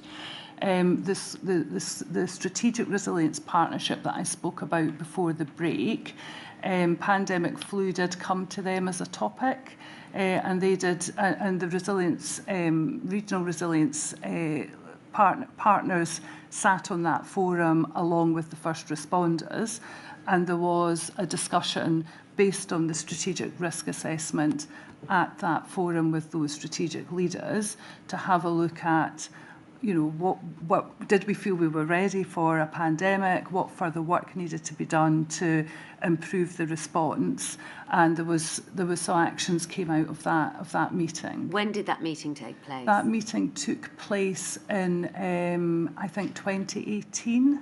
And was the conclusion that you were ready for a pandemic? So the conclusion from that meeting was there was more work to be done, and that all of the responders at that meeting said they needed to go back and have another look at their plans and I think there was at that meeting there was you can plan, but actually let's make sure we're really understanding what this modelling is telling us. And remember, it's not the pandemic that came to pass, it was the pandemic that we were planning for as a central assumption. Make sure that we have got what we need in place to address that. And I think I did pick that up in my statement. Well, I want to take you to a set of minutes from June of 2019 from the Strategic Resilience Partnership. Yeah. But to put it in context, first of all, by the time that this meeting took place, there had been exercise Silver Swan in April of 2016. Yeah. And as we know, that was an exercise that took place in Scotland. Yeah. It was focused on 4 specific areas: health and social care, excess deaths, business continuity, and overall coordination. Yeah. And out of that exercise were a series of recommendations about pandemic planning, about the coordination of the response, about supply chain interdependencies, and about PPE. And those recommendations were themselves considered at a progress review event for Silver Swan that took place in December of 2016, didn't it? Yeah. Were you present at that? I wasn't, no. No. We know that the Deputy Chief Medical Officer, Mr. Gregor Smith, or Dr. Gregor Smith, sorry, was present there. And you will be familiar, though, with the outcome of that review. Yeah. Yes. In general terms, there was still progress to be made on all of the areas of recommendation, wasn't there? Yeah, so nothing in that 6 months had been completely signed off. No. Signed off. No. Right. We then had Operation Cygnus. Were you involved in exercise Cygnus? Officials within the Directorate would have been involved, but I personally wasn't involved. All right. And there were a series of recommendations that flowed from that exercise, and those matters were also considered by the Strategic Resilience Partnership, weren't they? Correct, yeah. Some of those recommendations covered the same areas as Silver Swan. Some of them covered new areas, such as developing a pandemic concept of operations, and other matters involving capacity, surge capacity, those matters that were considered, I'm going to suggest, in 2 meetings of the Strategic Resilience Partnership in October of 2017 and then in April of 2018. And still the recommendations had not been fully implemented, had they? By 20... No, they hadn't. By 2018. They were in progress. So. They were in progress, because when we come to the meeting in June of 2019, and I am going to ask that we look at the minutes of this meeting, please, at 207-8287. Thank you. And if we can go to page 9, please.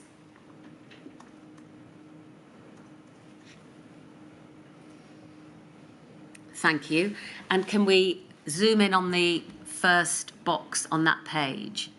Here we see, in relation to health and social care, update April and May of 2019. This meeting, I remind ourselves, was June of 2019, so this was the most up-to-date information. Further work on pan-flu operational guidance for health and social care in Scotland had been paused due to internal pressures and anticipation of the UK pan-flu strategy review now being progressed. Draft to be shared with pandemic flu contacts at boards in June 2019. The board pan-flu coordinators group is being convened to consider the guidance. UK-wide pandemic flu strategy had been due for review by spring 2019 and would naturally inform the operational guidance for Scotland. However, work paused at UK government level and timescales for progressing work on strategy unclear. UK government work on finalising disseminating options for response in the adult social care and community healthcare sectors, also paused, will help to inform future iterations of Scottish operational guidance. So, having had recommendations from Silver Swan in 2016 that the Scottish Government should review its national plans, and also recommendations from Exercise Cygnus, following on from that, it would appear that those areas of improvement, recommendations in relation to that, were still, in June of 2019, in the process of being dealt with, had not been completed, and in fact, work on them had now been paused. Yeah, that's correct, yeah. Why was that? So some of the work did continue. What happened in October 2018 was we were presented with the Yellowhammer planning assumptions for no-deal Brexit, and they were very, very significantly challenging. And a decision was taken that priority should be given to working through how we would mitigate the very significant risks that would immediately crystallise on a no-deal Brexit. And that took up a huge amount of strategic capacity across many parts of Scottish Government, including the resilience coordination of a lot of that work. We still did take forward some of the work, so we took forward the work on communications around the pandemic, and that work was issued in 2019. We took forward the general work around how we would work well together as a system, and I think I've tried to explain the resilience partnership and the various work that was done with the regional resilience partnerships to strengthen all of the way that the resilience system worked effectively. So that work had been largely done, and there was a whole series of work that had been done on excess deaths, and that work was also completed. However, as you rightly point out, the work that sits here was paused and not taken forward because priority was given to other things. Well, following the recommendations in Exercise Cygnus in 2017, the Scottish Government Pandemic Flu Preparedness Board was set up, wasn't it? Yeah. And that mirrored the work of the United Kingdom Preparedness Pandemic Flu Readiness Board, the PFRB. Yeah. When was the Scottish version of that Preparedness Board set up? When did it start to work? So that board sat over that period. I'm sorry, I don't have the dates when it started to hand, but it mirrored, as you say, the UK arrangements, and it sat through that period. How many times did it meet from its inception until the onset of COVID? So it met. We had regular and good meetings for a period, but from October 2018, that was much more sporadic. So how many times did it meet until you were asked to pause the work for Operation Yellowhammer? So I can't give you that answer, I'm sorry. I'd need to look at my papers to tell you that answer. What level of work was completed by the board before it was paused in 2018?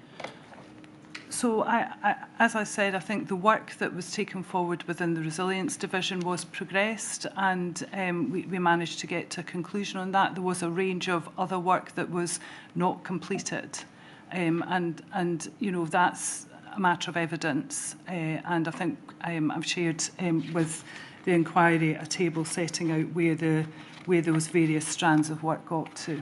Yes, the table that you've shared with us today has been created since the COVID pandemic hit, hasn't it? Yeah. And there are still areas of work outstanding from the recommendations that were made way back in 2016, aren't there? There are. There was work that was progressed but had to stop because of the pandemic itself. So yes, there's some work that was not taken forward because of the pandemic itself. So the point I'm getting at, Ms. Russell, is even as far back as the Silver Swan recommendations, but also moving forwards through the exercise Cygnus recommendations, there are still now outstanding areas of work, aren't there? There are still recommendations which haven't been implemented. Or recommendations that may have been superseded by the pandemic itself. But I think, yes, you're right. There are still areas of work that would need to be, further work done on. You're right.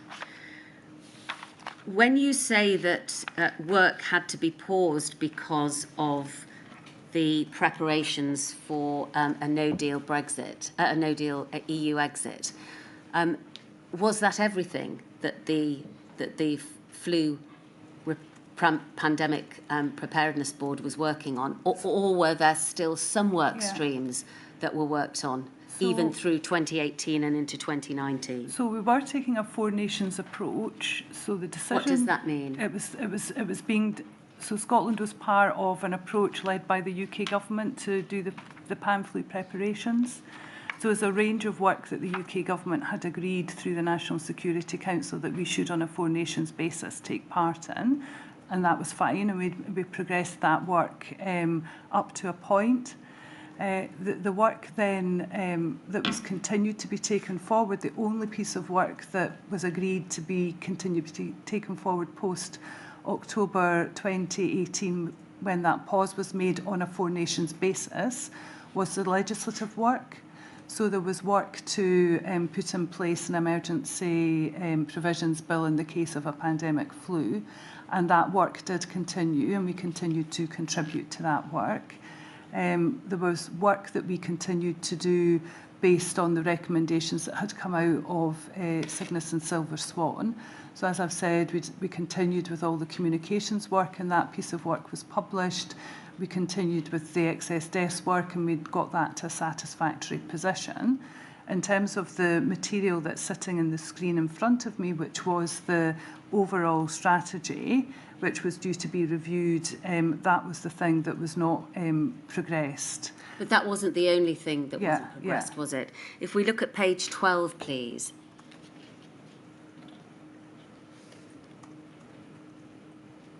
Thank you. And can we zoom in on the table at the top of the page and go from left to right? The provision description is closure of schools and colleges to be included in Scottish Government clause. Yes. Scottish Government policy instructions drafted. Colleges remain outstanding. And then the notes, OPC in progress of making final amendments to draft clauses for school closures. Colleges, separate clauses required for colleges. Note, universities are out with scope. And then we see another column with a green indication and then an amber one underneath. And then last position, schools to be completed by the 10th of June 2019. Was that done? I can't tell you whether that was completed or not. And colleges, policy area failed to engage despite repeatedly correspondence issued to escalate it further urgently. I'm not sure that either of those sentences make sense, but what does that mean? So when the legislation was being done by the UK government for to have on the stocks an emergency bill, there were parts of Scottish Government that wanted more time to think through the policy implications of what was being instructed. And at times it was difficult to get that engagement. So that was a fair reflection on the fact that that area was outstanding as an area that had not provided the policy instructions that were needed to finish the drafting of that bill. So was this piece of work one which was paused, or had it been completed by the time that COVID hit? So that piece of the piece of legal work that was ongoing, as I understood it, that emergency legislation was being finalised over that period. And was it finalised? I can't tell you whether it was completely finalised. Right. Can we go to page 17, please?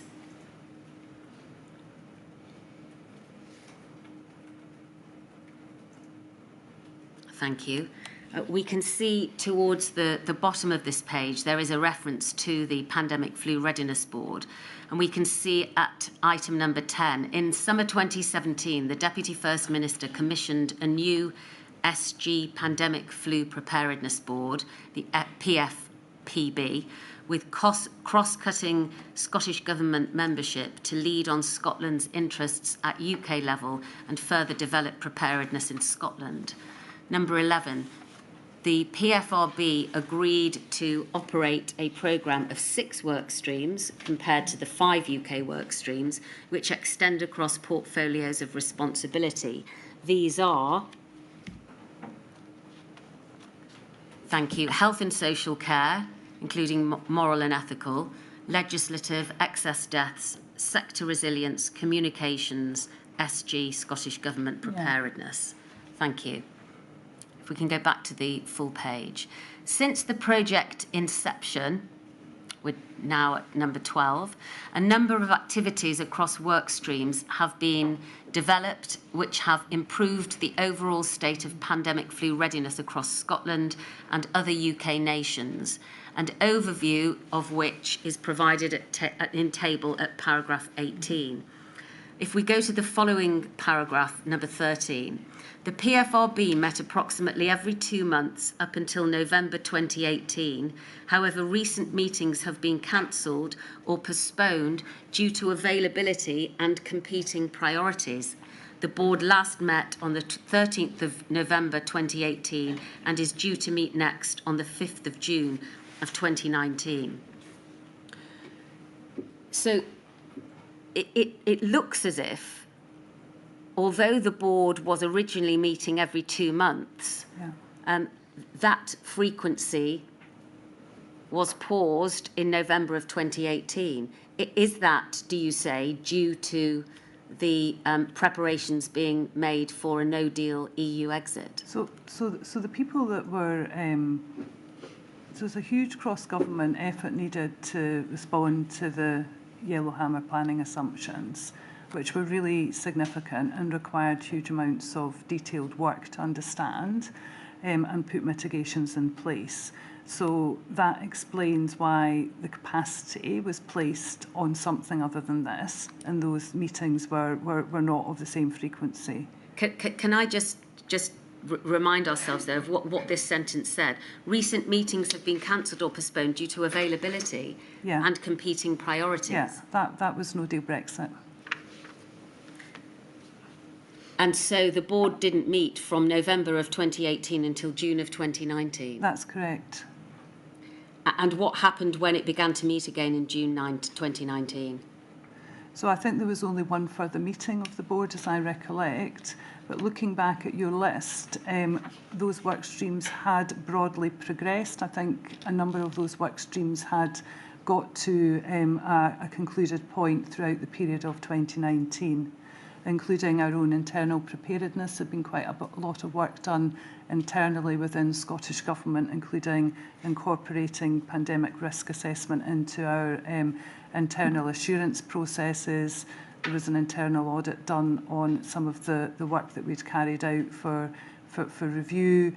There was a familiarisation process across directorates on the planning assumptions for pandemic flu and familiarisation to ensure that people were understanding the sorts of things they needed to be considered for their own policy areas. Was there a problem with resourcing? There wasn't there's a finite resource in government, and there's a finite resource of people with certain skills and expertise. So as an example, if all of your skills and expertise on understanding the flow of drugs into Scotland and the sort of issues that might arise if you did not get those drugs through because of a no-deal Brexit, required the people that might have been looking at drug supply for some other reason, then those people were going to be looking at the no-deal Brexit set of issues. And there was a lot of work across government to try to mitigate and understand the nature of those risks. I mean, that's just, I'm just being honest, that is what happened. All right. Whether the inquiry thinks that's right or not is for the inquiry, but I'm just being honest about what happened to the way that resource had to be prioritised after that period. I just want to look at two further paragraphs of these notes. Paragraph 17, please, which is on the following page. Thank you. The Health and Social Care, Communications and Scottish Government Preparedness work streams are primarily being taken forward by staff as part of their business area roles and responsibilities. No additional staff resources are required to complete outstanding tasks and actions. Work stream leads have, however, suggested they should remain part of current project governance arrangements, and the focus of the PFPB, that should be RB, to help ensure outstanding work is fully completed. And if we finally look at paragraph 34, which is on page 23, thank you. Outstanding areas of work. Where possible, work stream activities are being completed and are migrated over to Scottish Government teams as part of business as usual. Work on legislation, health and social care guidance, communications, Scottish Government preparedness, and the review of the 2011 UK pandemic flu strategy remains outstanding. Details of work to be undertaken completed is provided at Annex B. So, as of June of 2019, and the decision made, it appears, during the course of this meeting, was that any outstanding areas of work were to be folded into business as usual. Yeah, and the work on legislation did continue. The communications work was completed as business as usual, and the Scottish Government preparedness work did get done as well. Health and social care guidance, I can't speak to that. There was a whole, there was the health and social care team that would have dealt with that, and the overall review of the 2011 pandemic flu strategy remained outstanding. So that wasn't incorporated into business as usual, as I understand it, because that did not get done. But other things that were incorporated into business as usual did. It was a disappointing response, wasn't it, to the recommendations from both Silver Swan and Cygnus? It was disappointing, but other factors came into play as well. So I accept that you would call that disappointing overall. Yeah. Right. Thank you. My lady, that completes my questioning for this witness. Could I just have one question? Going back to the issue of prevention, I've heard from a number of witnesses, Ms. Russell, about the importance of prevention in pandemic planning. I mean, obviously there may well be references to prevention in these documents, and I just wondered if you could help me as to what kind of emphasis was placed on prevention of a pandemic as opposed to dealing with the consequences in the planning with which you were involved. So in terms of prevention itself, I would say that was not something that was particularly in focus. I mean, there's the sort of primary, secondary, tertiary prevention, and some of the resilience community, if they talk about prevention, might mean something quite tactical. When I talk about prevention, I would be talking about early years development or much broader issues around how to address health inequalities in a sort of preventative sense. But from what I understand, you're asking around prevention. Is there anything particular you have in your mind? No, just a focus on prevention. And I thought your answer was there wasn't a particular focus on prevention? I wouldn't say in the way that you've asked for it. I mean, you can see from the document and the discussions, it was more about mitigating the consequences. Thank you. My Lady, provisional permission has been given to Scottish COVID bereaved to ask a question based around the Planning and Performance Directorate. May permission be given, please? I understand that Miss Mitchell, King's Counsel, is ready to ask that question. Certainly. Thank you. Ms Mitchell. I'm obliged. You've explained the use of directorates this morning, providing a more flexible approach. Can I just ask, some of the witnesses have referred in their statements to the Planning and Performance Directorate. Can I be clear, is that now the Performance Delivery and Resilience Directorate? Yes. Can you tell me when it changed? So it changed after I had left my role. So I'm sorry, I can't really comment on that further. Perhaps somebody else would be able to give you more information on that. I'm sure we'll try and find that out. Can you explain to us what your role would be in that directorate? I was never in that directorate. Can you explain then the role of the people who were in that directorate? In the new directorate that you're referring to? No, the original directorate. The Safer Communities Directorate. Indeed. So I was the director of the Safer Communities Directorate from 2015 to 2020. So I had wide-ranging responsibilities there as the director, including responsibility of the police and fire service, for areas around reducing crime, for counter-terrorism, national security, and resilience was a part of that overall set of issues that I had responsibility for. And did you interact with any other directorates during that time, specifically the the Planning and Performance Directorate? So that directorate didn't exist in that form when I was the Director of Safer Communities. And as Resilience Director, I would really engage across all of the directorates in government, because often each directorate would have an interest in resilience at different points in time. That's really what I'm getting Okay. at. So what was the directorate, if any, or what was the name of the body that was responsible for that within government that's now the Performance Delivery and Resilience or the Planning and Performance Directorate? Which body was that? Are you talking about the part of government that, are you getting it, that coordinated across government for resilience? Indeed, absolutely. Okay, yes. So that was the directorate that I had responsibility for, yeah. So you had responsibility for ensuring effective planning, preparation on how to respond and recover from incidents as a government.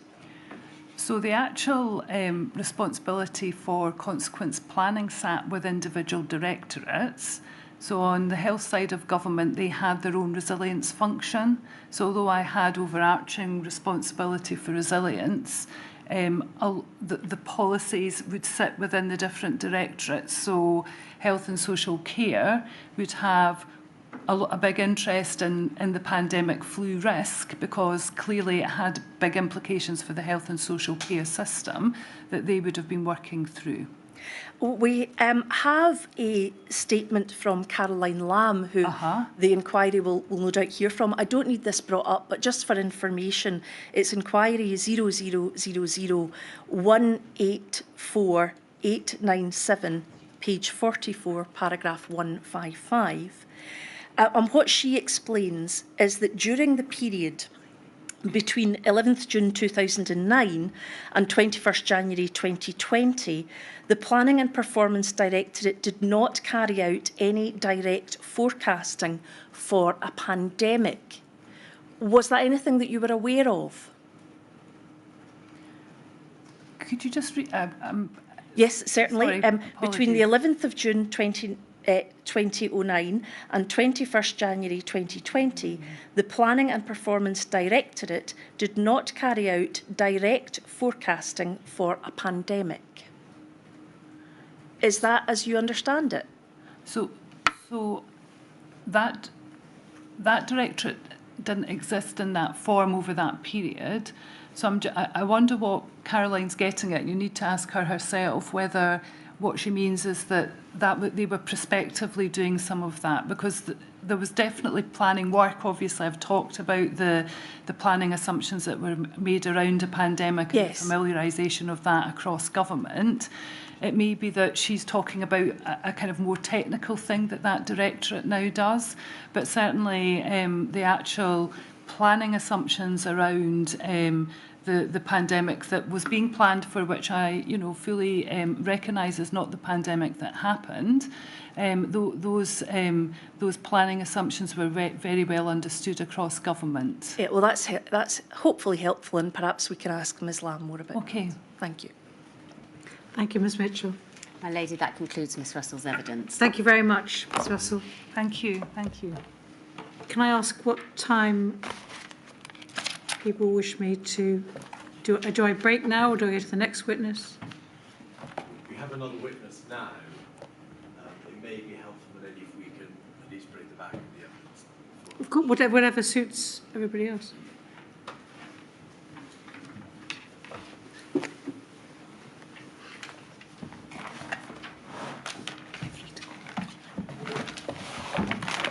May we have Caroline Lamb, please?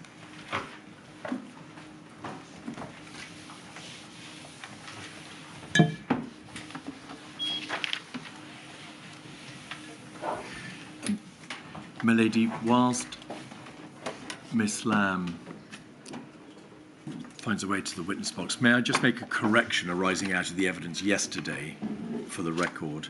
You'll recall that Covid-19 Bereaved Families for Justice Cymru passed a note stating that in their opinion, Mr Hancock had not been correct when he had said in evidence, it's the first known coronavirus that affects humans that can be transmitted asymptomatically. And the WHO assumption was that this wasn't possible until April 2020.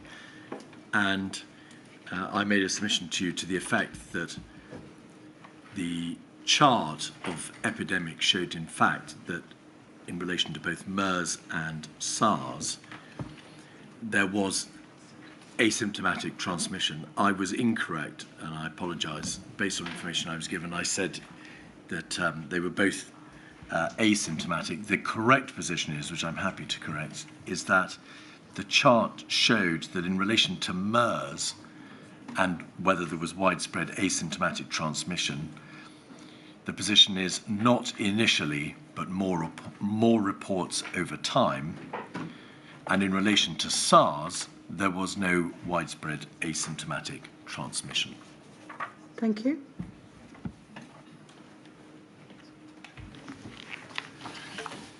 Could Miss Lamb be sworn, please? I do solemnly, sincerely and truly, declare and affirm that the evidence I shall give that the evidence I shall give shall be the truth, the whole truth, and nothing but the truth. and nothing but the truth.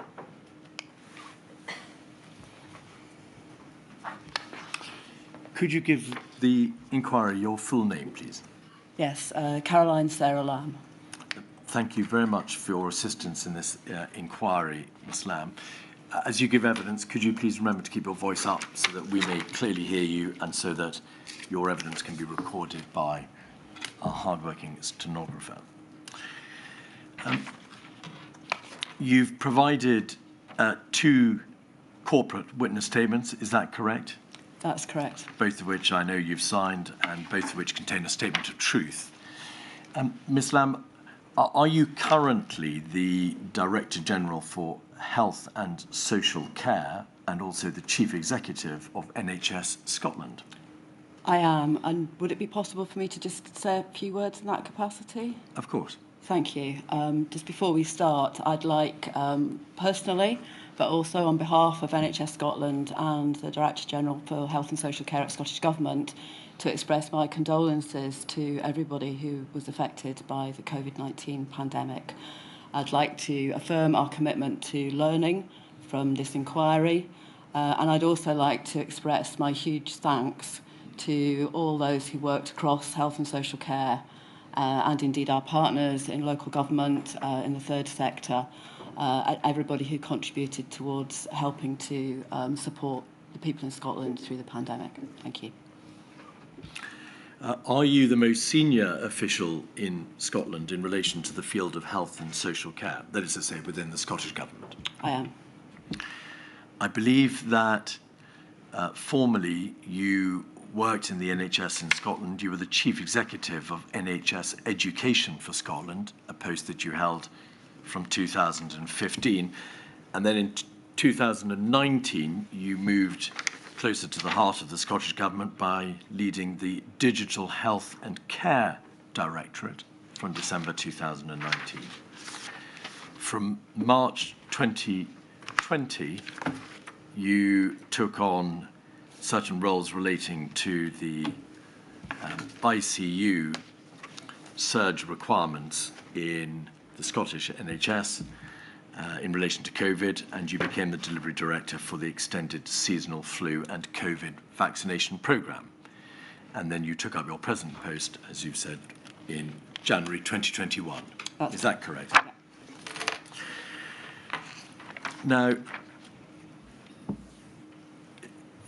given that you're the first senior official in charge of the Scottish public health system to give evidence, I want to just take you through very briefly some of the structures and the organisations which play important roles in the Scottish public health system. Public health is devolved, is it not, under the Scotland Act 1998? And therefore it is something that is run from Scotland and, of course, not from Westminster. Yep. There are in the Scottish Government, are there not, a variety of public health divisions.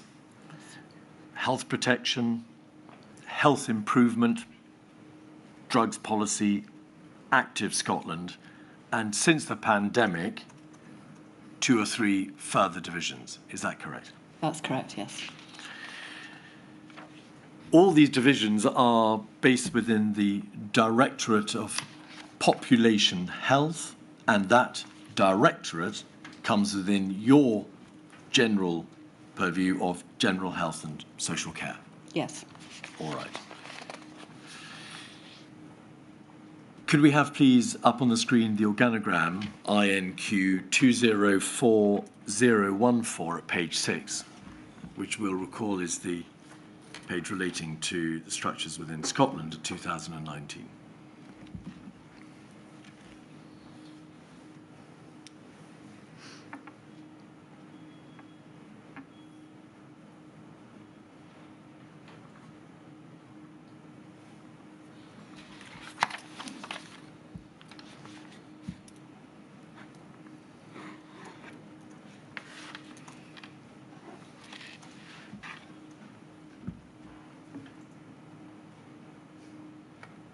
There we are.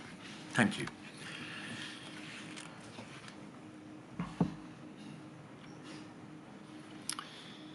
So just to familiarise ourselves, please, Ms Lamb, we can see there in the big yellow box in the middle the Scottish Government. Yep.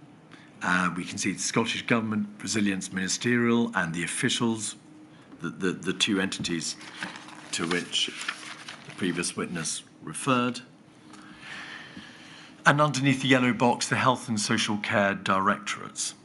Is that the directorate with which you're concerned? That's correct, yeah. And we can see in there a number of entities, the Chief Medical Officer, Deputy Chief Medical Officer, Chief Nursing Officer, and so on, to whom we'll return shortly. Could you just explain where, in the general field of things, that part of the Scottish Government concerned with emergency preparedness, resilience, and response comes into it? Yeah, the health. That's a separate division within the Health and Social Care Directorate, or is it another directorate? It sits within what's currently known as the Director of the Chief Operating Officer in NHS Scotland. And is the Directorate of the Chief Operating Officer within the Directorate of Health and Social Care? It is, yes. So we would put that within the blue box in the middle. And is that Emergency Preparedness, Resilience and Response Division what was formerly called the Health Resilience Unit? And does that function the Emergency Preparedness, Resilience and Response function, exist to work with and support the NHS health boards, for which you are responsible because you are the chief executive. That's correct. All right. NHS Scotland has a number of parts to it, does it not? It does, yes. I think there are a number of territorial health boards, is that correct? 14? 14, yeah. And those health boards have responsibility for the population's health and the delivery of frontline medical services and healthcare within their geographical boundaries, is that correct? That's correct, yeah. All right. Are there 4 NHS statutory bodies operating at national level in Scotland? So that there are actually 8 bodies operating at a national level. You'll see on the diagram 7 of them are referred to as special health boards, and 1 is referred to as Healthcare Improvement Scotland. I believe that actually National Services Scotland, formerly the Common Services Agency, is also a corporate body rather than a special health board. So maybe this diagram needs a bit of tweaking. I think the tweaking is already underway, Ms. Lamb. Okay. The 4 major NHS statutory bodies, though, and we need to identify them because we'll see them on the face of the papers, are Public Health Scotland, NHS National Services Scotland, which we often see as NHS NSS, NHS Education for Scotland, and Healthcare Improvement Scotland. Is that correct? They are certainly the 4 bodies most relevant to public health in Scotland, yes. Yes. And there are 4 others which are perhaps a little less important for our purposes, although no less important in the delivery of healthcare in Scotland. NHS 24 and NHS Golden Jubilee and so on. All right.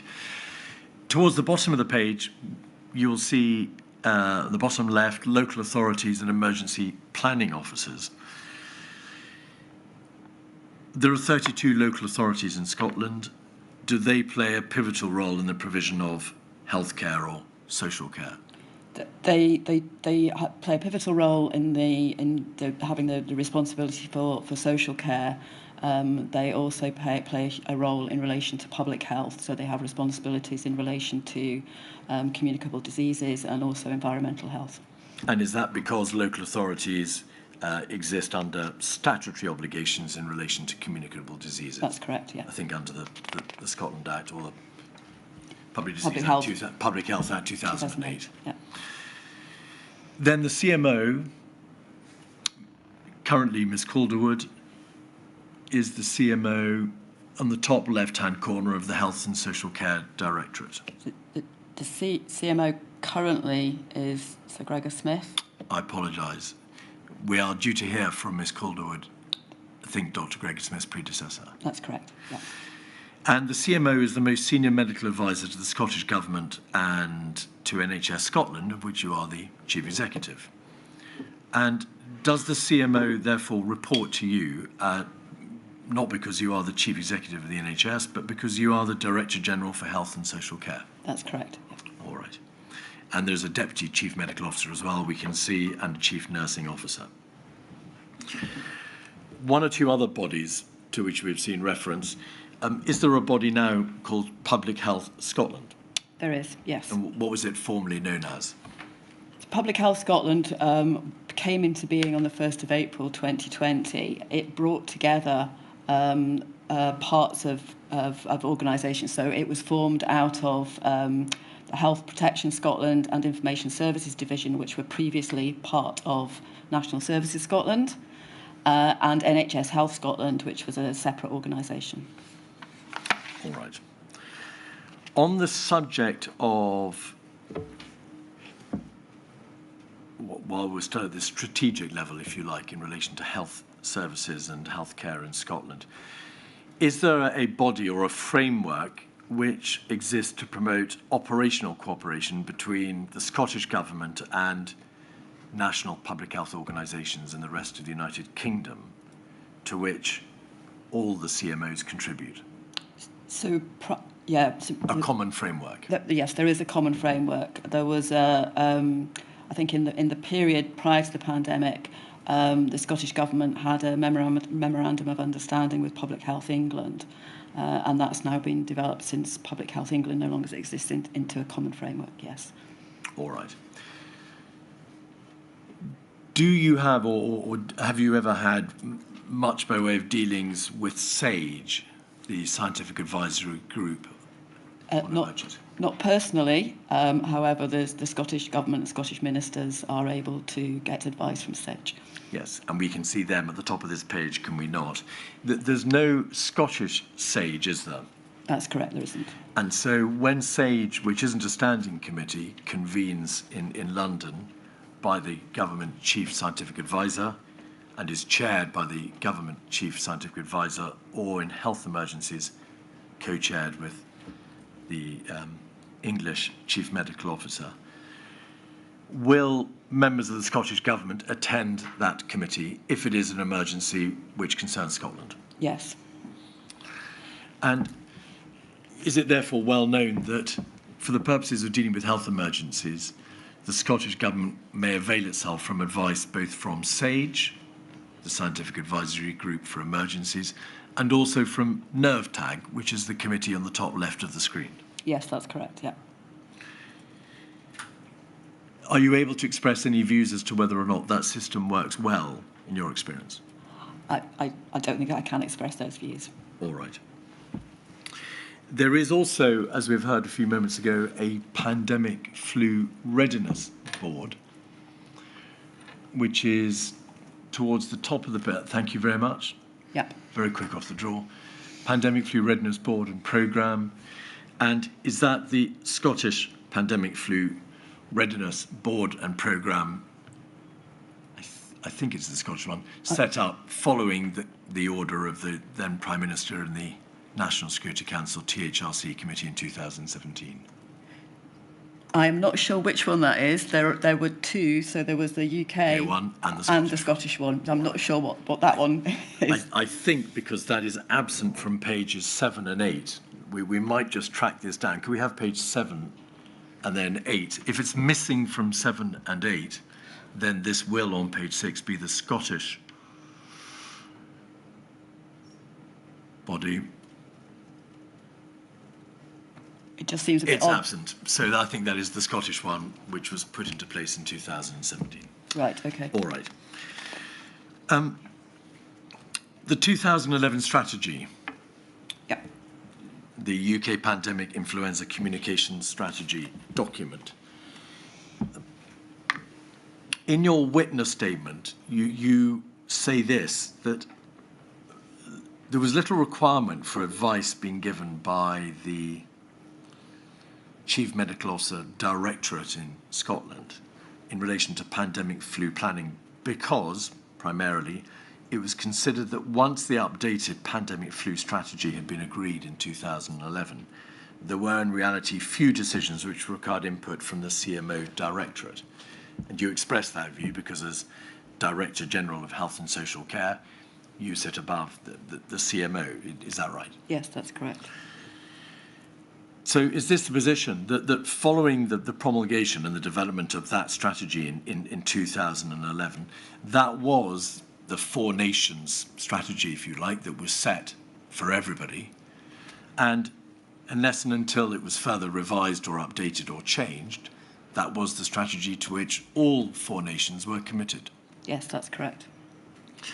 Can you recall, or from your inquiries and your research, can you recall that basic tenet, the agreement to the joint UK strategy, being challenged significantly at any time up to 2017 and 18 when consideration was given to updating it and refreshing it? No, I don't recall. Do you know why there was no update or refresh, to use the jargon, of that strategy before 2018? No, I don't.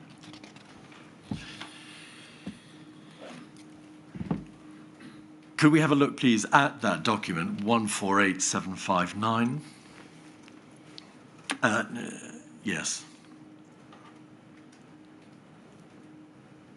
I think, actually, this isn't that document. This is a report on influenza preparedness, but it refers to the strategy. Do you recognise this document? Yes, I do. Is it a July 19 consultation draft prepared by the Scottish Government for your area in particular, but you weren't imposed then, health and social care? Yes, that's right. It superseded an earlier document, but not in fact the 2011 UK strategy. And if we look at page 5 of this document, at the second bullet point, we'll see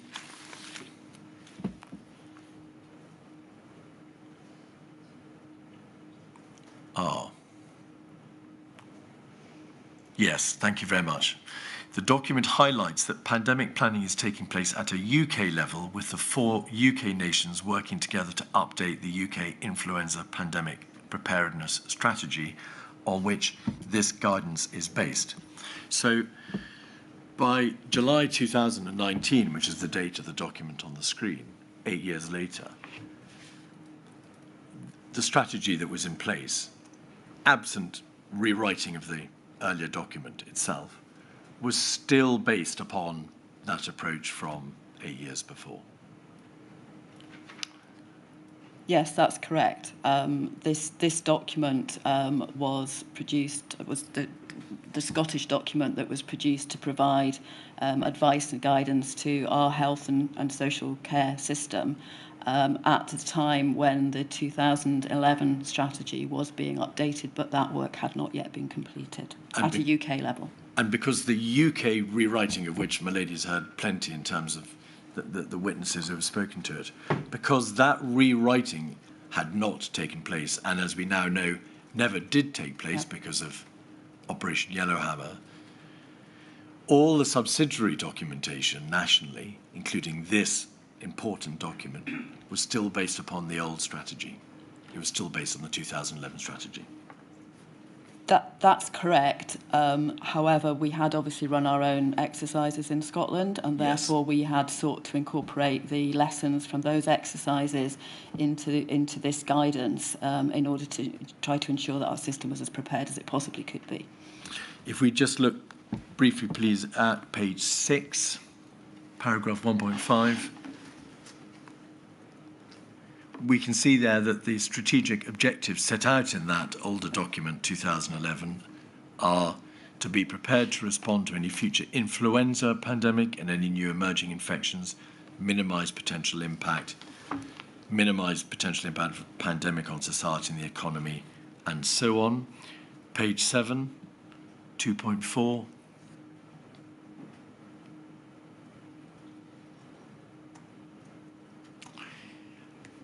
You've referred a moment ago by implication to the fact that the guidance in Scotland took its own path, even though it was based on the earlier UK strategy. 2.4, these strategies promote a culture within services that is person-centred, safe and effective, and which minimises health inequalities across the population. In summary, and with half an eye on a number of policy documents which were prepared by the Scottish Government, was the issue of health inequalities flagged up in that Scottish guidance in a way that wasn't in the 2011 strategy? Yeah, this document draws on a number of other strategies in Scotland which are highlighted at the paragraph above, 2.3, and in amongst that is a recognition of the importance of addressing health inequalities, so in amongst those strategies. So when I think about the Health and Social Care Delivery Plan, that's the document in which we confirmed the intention to establish Public Health Scotland and to have at the core of that organisation a mission to tackle health inequalities. And there are actually many references Absolutely. to the Scottish Government's desire to tackle health inequalities in the rubric of civil contingencies documentation and public health documentation. That's correct, yeah. In a way which I'm sure you're aware isn't apparent from the English or UK analogues. Page 10, paragraph 3.6.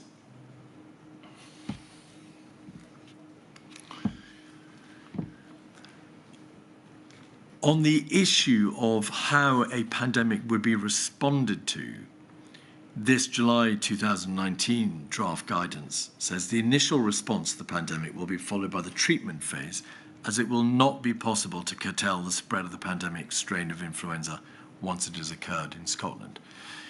Is that a reflection of the same doctrinal or strategic issue with which I'm sure you're very familiar, which is that the 2011 strategy presumed that little could be done to prevent spread, and therefore it focused upon the management of the catastrophic consequences as opposed to preventing their creation, their arrival? So that's correct. The 2011 strategy, and indeed I think probably all our approaches to strategies to deal with pandemic influenza, made the assumption that it would not be possible to contain the spread, and therefore the focus was on mitigating the impact of the disease. That is slightly different from an approach to other emerging and communicable diseases where there was an assumption that it might be possible to contain. Yes. I think I would press you on the use of the word slightly different. Obviously, the consequences of that divergence were massive. Yeah. Page 16, there is a reference to something called integration authorities. Yeah. Could you just assist with what they are? There's a reference to health and social care partnerships in paragraph 5.5. And then further down the page, integration authorities. Well, what are they? Yeah, so on the sort of organogram that you referred me to earlier, where you between local authorities and health boards, if I'm remembering this correctly. If you just pause there, we'll get 204014 back, if we may, and then you'll be able to see it. Okay, thank you. Clearly in front of you.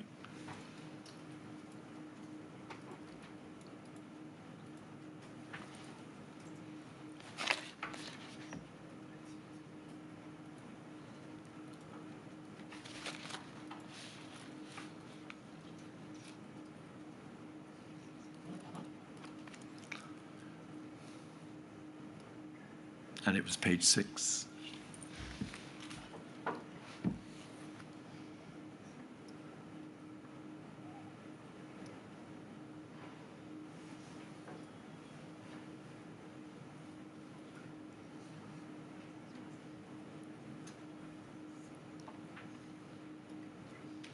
I think our system is slowing down electronically.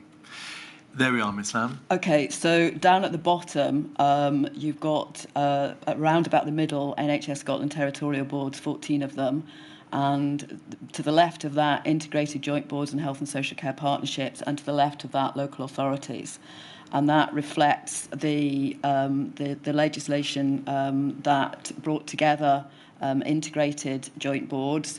They are organisations that are responsible for planning and funding services, both community health services and social care services. So social care services that are the responsibility of and were previously delivered by entirely by local authorities, and some community care services from NHS boards as well. So the principle of that legislation was to enable a sort of more seamless service for people, regardless of which organisation was actually had the statutory responsibility for their care. So that's where those integration bodies sit. Could I be permitted to try to simplify it yet further, if you'll forgive me? The Act, I think in 2004, obliged health and social care staff from local authorities to work with NHS health boards to provide a more seamless service. That's correct, yeah. It's 2014. And what is the difference between integrated joint boards then and health and social care partnerships, or are they the same? Yeah. So the integrated joint board is the legal structure. The health and social care partnerships are really the operational mechanisms by which they enact those responsibilities and bring staff together into teams. All right. That July 2019 document to which you were referring to, but we needn't go back to, refers to two other bodies which are important to be identified because of the role they play in the field of public health provision in the event of a health emergency. Firstly, on the far right-hand side of the page, the Scottish Government Resilience Room, SGORR. Is that if you like, the Scottish crisis management It is. facility. And then towards the left-hand side of the page, we have regional resilience partnerships, and below them, local resilience partnerships. Are those the organisations at local level under the principle of subsidiarity, which bear the burden of both planning and then responding at a local level, because all emergencies have local impact? That's correct, yeah. All right. My lady, if that's a convenient moment. Certainly, I hope you're warned you may go over lunch. That's fine. Thank you very much. I shall return at 1:45. All rise.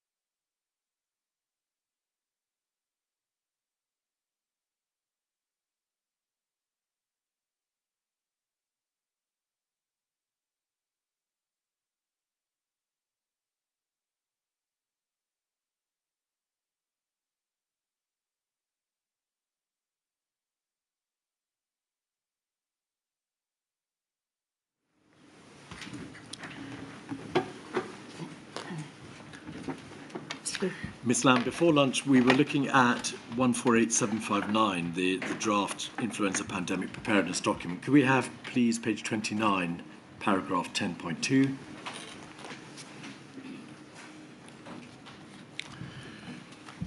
Obviously, in relation to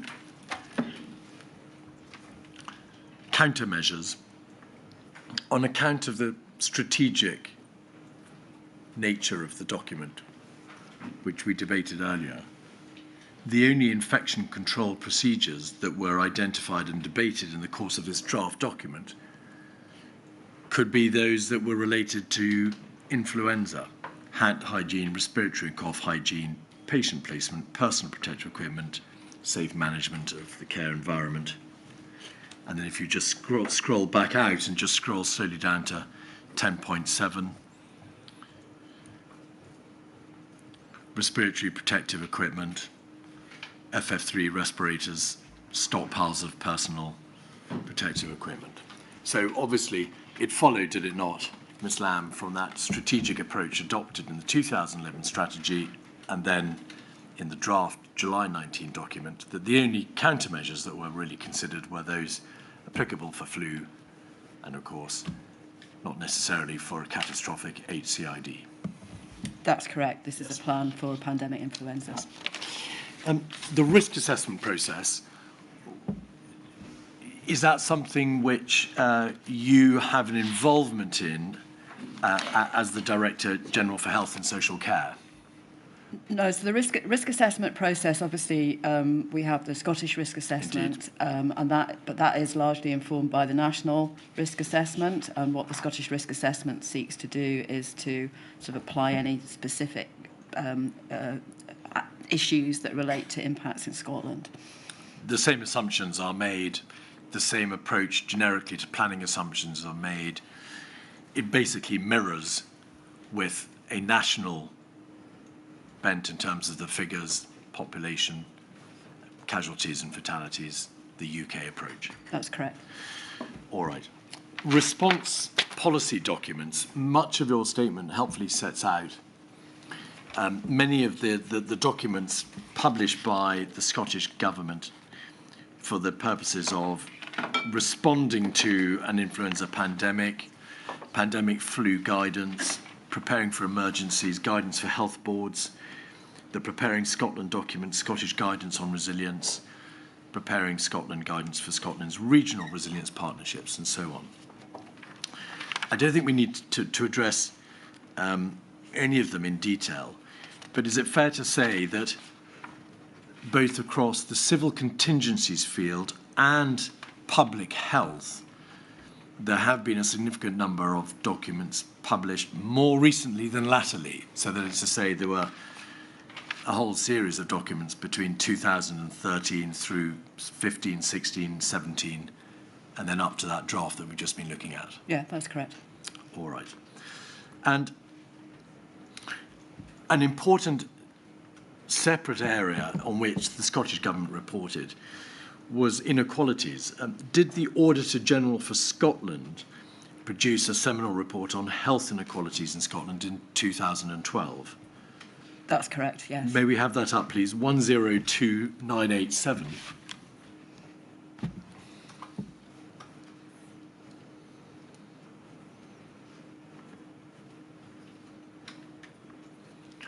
Health inequalities in Scotland. Given that this was dated December 2012, was this regarded as being or quite prescient? Were there other comparable documents dealing with health inequalities in the United Kingdom published by any of the devolved administrations? There were other comparable documents published in Scotland, yes. So in, I think it was 2008, there was a report called Equally Well, which was the Ministerial Task Force on Health Inequalities in Scotland. That was then reviewed, I think, in 2010, and then again... 2013 2013, as well. Yeah. And so essentially there were a task force or a generic approach adopted by the government in Scotland equally well. The Auditor General for Scotland then sought the views of community planning and health professionals in order to further the issue and the debate revolving around health inequalities in Scotland. And then, and this will be familiar to you, did NHS Health Scotland then carry out its own health inequalities policy review in 2013? It did. I believe that was to inform the review of the ministerial task force as well. So again, it all linked back to the original document equally well. And then were there 4 or 5 even wider reviews of public health in Scotland, all of which made reference to health inequalities? Review of public health in Scotland in 2015, Health and Social Care Delivery Plan December 16, Public Health Reform Programme 17, July 18, Public Health Priorities. Yes, so to link those together, the ministerial review of Equally Well, which took place in 2013, I think had some concerns about the extent to which we were making progress in tackling health inequalities. And that was the genesis of the setting up the Public Health Review Group, who subsequently reported in 2014. The question that was set to that group was how can we be more effective at tackling health inequalities? That review group then reported, and amongst their recommendations was to look at how we bring together the organisations with an approach towards public health, and that then was the commission to start to look at setting up what became Public Health Scotland. In your view, has this proliferation of policy and reviews and documents over now quite a considerable amount of time worked? I think it's hard to say that it has worked because we have not seen the reduction that we would want to see in health inequalities in Scotland, and that has been impacted by the pandemic as well as other economic and socio-environmental factors. I think what it has done is in bringing together NHS Health Scotland, the Health Protection Scotland, previously as part of National Services Scotland, and Information Services Division, who are part of National Services Scotland, bringing them all together. What that has done is it has established a single national oversight of public health. It is a health board. It's established as a health board and accountable to Scottish ministers, but it's also jointly sponsored by COSLA, the Convention of Scottish Local Authorities. So it's if you like, jointly owned by ministers and by local government.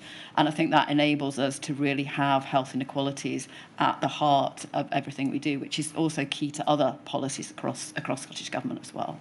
Is the point that because this, in this particular regard, because this is a joint enterprise between COSLA, the Convention of Scottish Local Authorities, and the Scottish Government, the whole approach to inequalities and the need to address them becomes more embedded into the system? Yeah, absolutely, and it's about it being beyond health. So it's not just about health, and social care systems can only tackle a small proportion of health inequalities. Most health inequalities are driven by economic factors, environmental factors, socioeconomic factors, particularly poverty. I suppose you would say a whole society approach is required. Absolutely. What about in the field of civil contingencies? So with this broad, generic whole society approach, is it your view that planners and responders in the field of civil contingencies, and in particular health emergencies, are they equally alert to the need to ensure that plans and responses take into account the needs and the vulnerabilities of those suffering from inequalities? I would say that I think there's still work to be done there. So Public Health Scotland was established really after the pandemic struck. So whilst a lot of preparatory work had been done to get us to that stage, probably some of those ideas and ways of thinking were not fully embedded.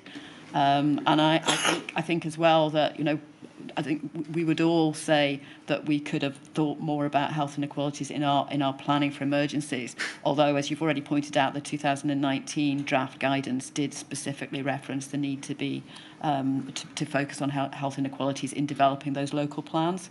But of course, it remained in draft form. It did, because yes. of the pandemic. On the question of funding, for pandemic preparedness. Is the funding for high consequence infectious disease planning and response contained within a general consolidated fund, or does it come out of the NHS board budgets for which you are in part responsible? So I guess there's two aspects to that. So yes, we provide baseline funding to all NHS boards. Over and above that, throughout the whole period that this inquiry is covered, we have provided additional funding for board resilience, including being prepared for pandemics.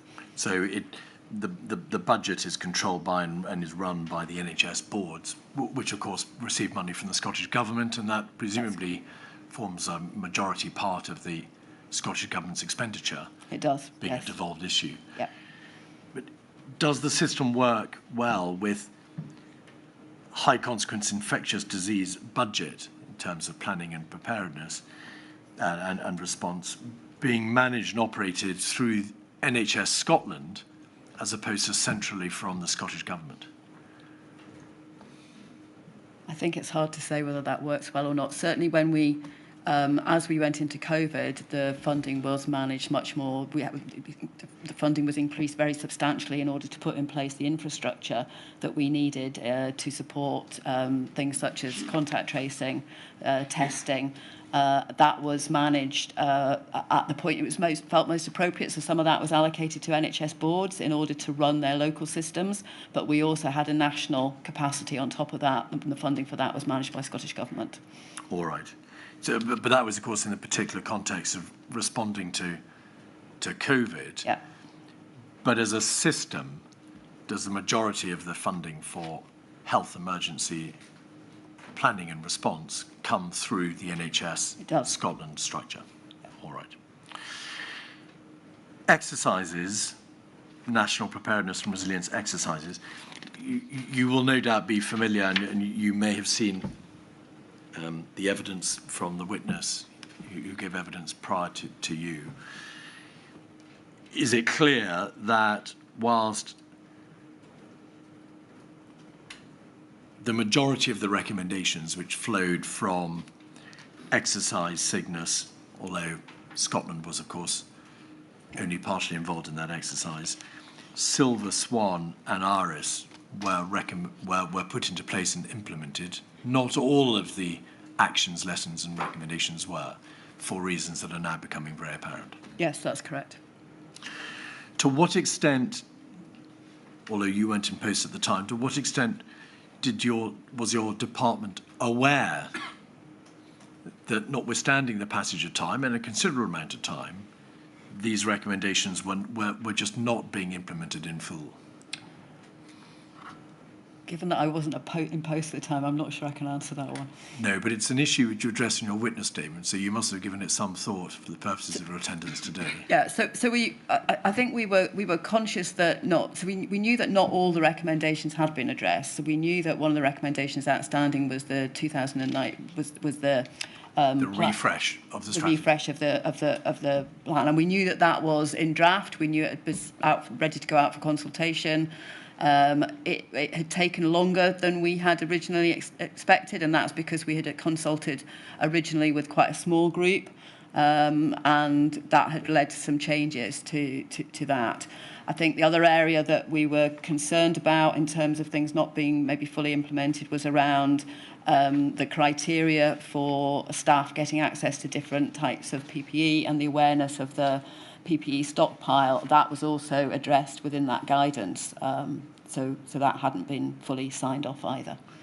Just so that we're clear about that, one of the recommendations, I think, from Iris was that there needed to be a better understanding of potential use of respiratory protective equipment, the need for a survey of NHS boards and local authorities to understand what their needs might be, and that process of trying to identify what their prospective needs might be was never finally concluded. We had extended the survey, so that we had been carrying out a survey of NHS boards in relation to their respiratory PPE since, I think, 2015. and we had updated that survey to include additional questions about the number of staff who were fit tested for FFP3 masks. So we had implemented that. I don't think we'd yet had time to fully act on all the information that came out of that. We'd also written to NHS boards in July 2019 to remind them of their responsibility to make sure that that staff who would require FFP3 masks were fit tested for those, and that they had sufficient of those. That was in response to, I think, an Ebola outbreak. And could you just explain something about what sorts of masks those are? You say FFP3 masks. Yeah. Is that a particular grade of mask which is required in certain HCID scenarios? Yes, that's the case. That's a grade of mask that protects people who are involved in procedures that might create aerosol. So the position then in relation to PPE and masks is that work was done in relation to raising awareness of the need for the stockpiles of PPE and masks to be up to date. Letters were written to the health boards to say, are you ready? Yeah. But some of the testing, particularly fit testing around PPE, wasn't concluded by the time that the pandemic struck. Yes, there was variability between the extent to which NHS boards had completed the fit testing. And the other main area where work wasn't completed was in relation to the production of guidance for those entities, local authorities dealing with health and social care, but also, of course, your department, because your department has a greater involvement in Yes. adult social care than its analogous department in London. Yes, that's correct. Although since 2016, we issued standards for organisational resilience for NHS boards, and in amongst those standards was a requirement for plans to be developed in partnership with regional resilience partnerships and health and social care partnerships. So although that 2019 formal guidance hadn't actually formally been issued, there was already an assumption within those standards for NHS boards that they would be working together with partners to develop multi-agency plans. But the guidance hadn't formally issued. hadn't been, the process of drawing up the guidance hadn't been finished, and so you weren't able to conclude that process by which those persons or entities responsible for adult social care knew where they stood definitively in relation to the provision of care in the event of a pandemic. We had, by producing the NHS board standards for organisational resilience in 2016, and then I think updating them in 2018, what we had done was to set out the standards that we expected boards to self-assess themselves against, and that did include working with their partners who were responsible for the provision of social care in producing those joint multi-agency plans. But you're correct that we hadn't formally issued the guidance as to how to do that. And finally, following the pandemic, there was in Scotland a report from the Auditor General drawn up and published entitled NHS in Scotland 2020. Is that correct? That's correct, yep. And did that, thank you very much, did that state on page 4 that the Scottish Government could have been better prepared to respond to the pandemic? It based its initial response on the 2011 UK influenza pandemic preparedness strategy. Is that the strategy that we've been debating? But did not fully implement improvements identified during subsequent pandemic preparedness exercises. Are those the failures, such as they were, that we've also been debating? It also didn't include an influenza pandemic as a standalone risk in its corporate or health and social care directorate, that's your directorate, in its risk registers, despite assessing it as high risk.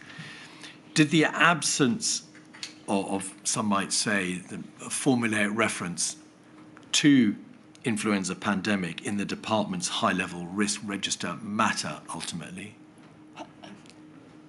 I think it's clear that we were already involved in a lot of work to improve our preparedness. I think the issue here is that maybe our risk management processes didn't adequately reflect the activity that we had underway. And it really should be the other way around. Our risk management assessment should influence our activity. The Auditor General's report made reference to a number of ways in which the recommendations from Silver Swan, Iris and Cygnus hadn't been fully implemented, and suggested that the Scottish Government should update and publish national pandemic guidance for health and social care. Has that been done? No, that's not been done yet. We are reviewing that. So that 2019 guidance is being reviewed in the light of experiences from COVID, from the initial wave, but also subsequent waves of COVID that we've been through. That report from the Auditor General was dated February 2021. Yeah. We now are, I'm told, in June 2023. That's a considerable elapse of time. Or why has that guidance not been brought together? I think that's a reflection of the fact that the system has been through successive waves of COVID and also intense pressures. Has the Scottish Government nevertheless established a standing committee on pandemic preparedness? That's correct. Is Yes. it, as it says, as it suggests, it's a standing committee. Is that now a committee that is continuing to meet to address all aspects of pandemic preparedness? Yes, that's the intention of that committee. Not just influenza, but other catastrophic HCIDs? That's correct. And is that a committee that reports to part of the Scottish Government, or is it an external committee? It has an external chair, but it reports to ministers. And are there scientists and technical experts who contribute to the committee along with the Chief Medical Officer? Yes. Thank you very much. My lady, those are all the questions I have for Miss Lamb.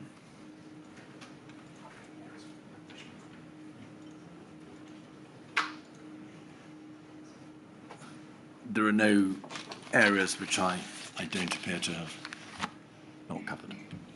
Thank you, Mr. Chief. Thank you very much indeed. I'm very grateful for your help. Thank you very much.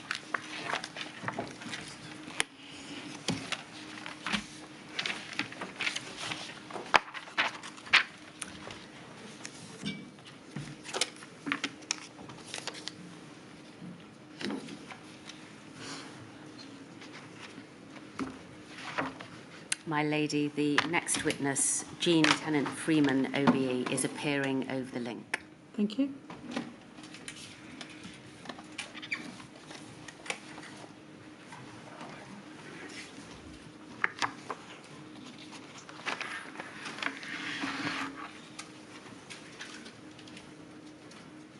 Right. Witness, I can see the witness. Thank you. Will you give your full name to the inquiry, please? It's Jeanne Freeman. Thank you. And would you please take the oath or affirmation? Good afternoon, Ms. Freeman. Can you hear me clearly? Perhaps if you could speak a little louder. Can you hear me now clearly? I can, yes. Thank you. Would you like to repeat after me? I do solemnly, sincerely and truly, declare and affirm that the evidence I shall give shall be the truth, the whole truth, and nothing but the truth.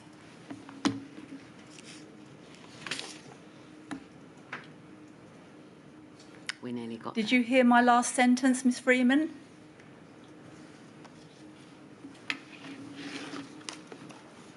I'm sorry, my lady, the screen seems to have frozen. A lot of time spent over lunch trying to solve this, but...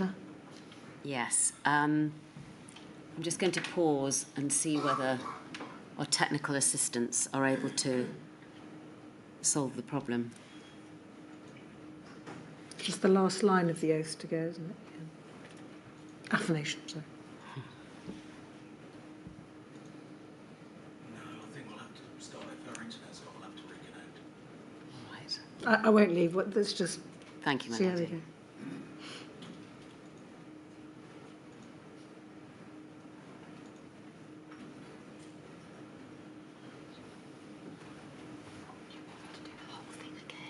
Probably best, isn't it? No, not at all.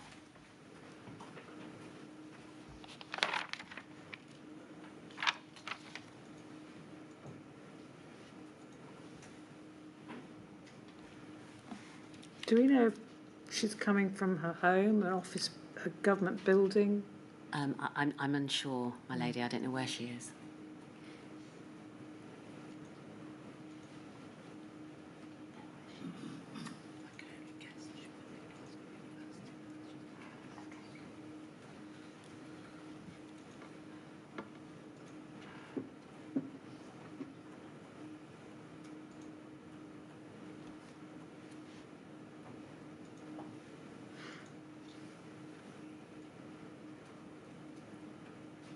My lady, it doesn't look like it's necessarily going to be a quick fix. I wonder if...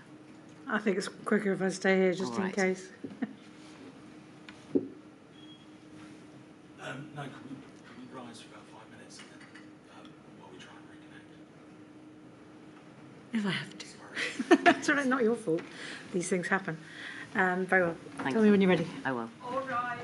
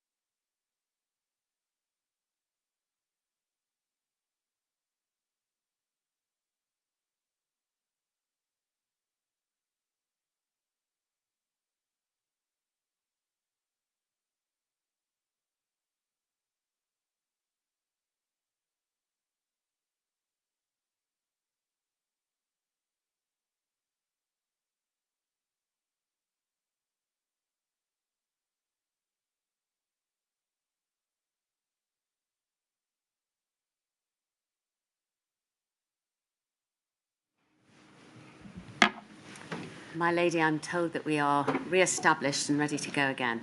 Could we start the affirmation again, if you don't mind, Ms Freeman? Not at all. Ms Freeman, can you hear me clearly? I can, thank you. Thank you. Repeat after me. I do solemnly, I do solemnly, sincerely and truly sincerely and truly declare and affirm declare and affirm that the evidence I shall give that the evidence I shall give shall be the truth, shall be the truth, the whole truth, the whole truth, and nothing but the truth. and nothing but the truth. Thank you very much. Thank you. Ms Freeman, can you hear and see me? I can. Great, thank you. During the course of... My apologies. I wonder if before we begin, I could make 2 points, if I may. Yes, please. The first, as the first appearance of a Scottish Government minister to this hearing, I want to express my sincere condolences to everyone who has been affected by the COVID pandemic, both at the time and I know many still are. And I also want to thank our health and social care staff in Scotland in particular for their professionalism, their dedication and their sheer hard work, which made such a difference to us working our way through the pandemic. My second point, Lady Hallett, if I may, is to thank you for allowing me to give my evidence in this way on this occasion. Notwithstanding our IT glitches, I very much appreciate your forbearance in that. Not at all. Thank you. Thank you, Ms Freeman. You have provided a witness statement. If we can have it on screen, please. It's at 182604. That's the first page, and the final page is page 6. Thank you. We can see that there you have signed it on the 19th of April of 2023. Can you confirm, please, Ms Freeman, that that is true to the best of your knowledge and belief? It is. Thank you. And may we have permission to publish it, my lady?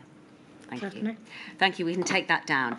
If during the course of your evidence, Ms Freeman, the link becomes difficult or you can't hear or see me, please just let us know. And equally, if you need a break at any time, you will let us know as well. Thank you. In terms of your background relevant to this inquiry, you were a member of the Scottish Parliament between 2016 and 2021. You were Minister for Social Security from May 2016 to June 2018. You were Cabinet Secretary for Health and Sport from June 2018 until May 2021. And you are currently an Ambassador for Community Engagement, Public Health and Innovation for the College of Medical, Veterinary and Life Sciences at the University of Glasgow. Is that right? It is correct up until the last part. My title now at the University of Glasgow is Dean of Strategic Communication and Economic Development. Thank you. In terms of your experience of health in Scotland, as we have established, you were Cabinet Secretary for Health and Sport during the time that the COVID pandemic hit. And paragraph 8 in your witness statement, you tell us that one of the key lessons to be learned is to be more fully integrating and resourceful of public health policies and delivery, both in terms of the overall delivery of health and social care in Scotland and in the need to effectively tackle health inequalities and in the resilience and emergency response structures at national, regional and local levels. So your principal lessons from the pandemic and the run-up to the pandemic are to integrate and resource public health and social care, address inequalities, and is this right, to improve the EPRR structures? Yes, I think that is correct. I think the pandemic criticality of the public health infrastructure and became clear to me that we needed to do more to resource that structure. From the time that you became Cabinet Secretary for Health and Sport, did any of those three issues and the need to improve them occur to you, or was it only from the COVID pandemic hitting that it became apparent to you that there needed to be improvements in those three areas?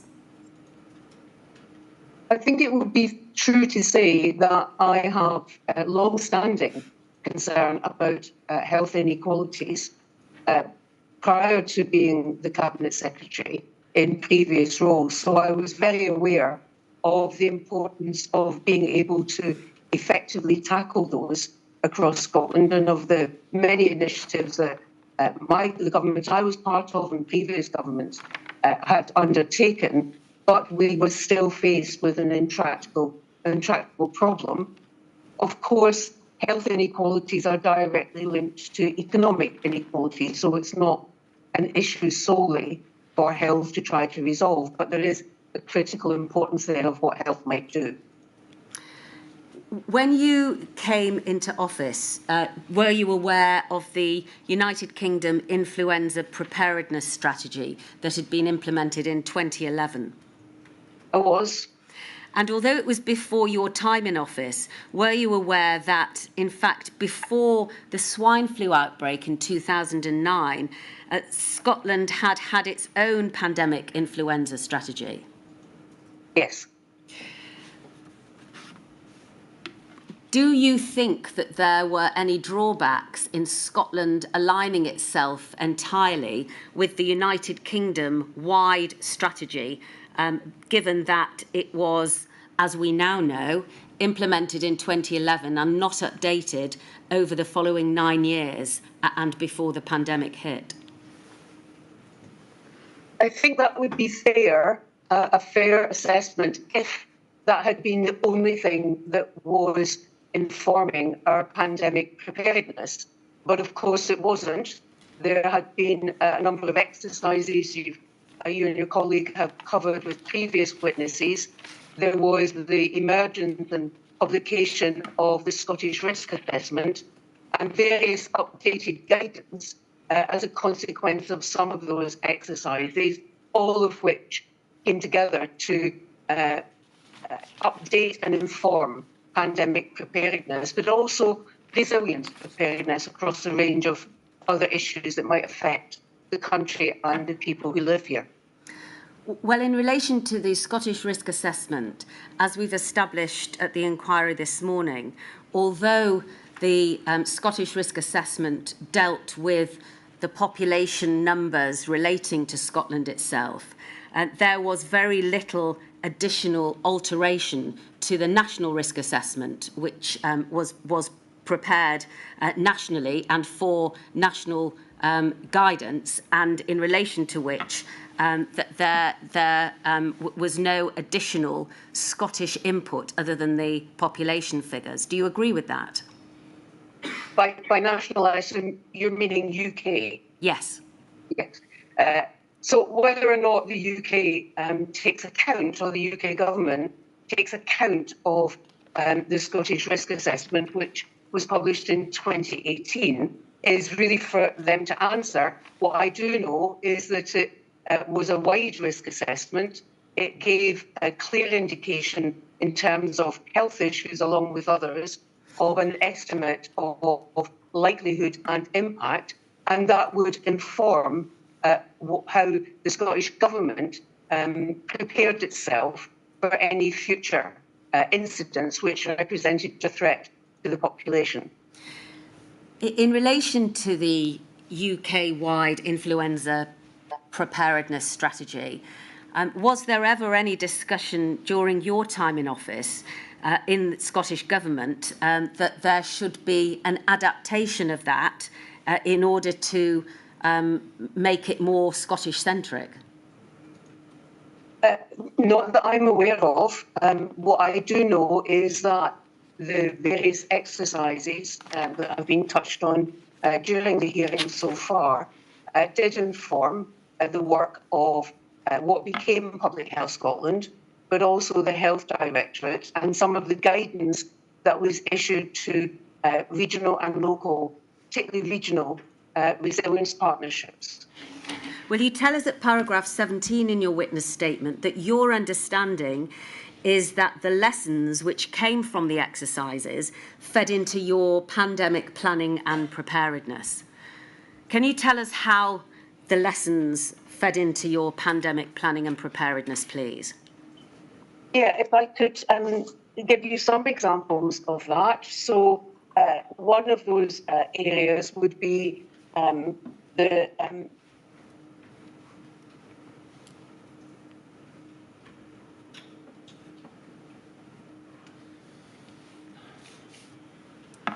Oh dear. We were doing so well.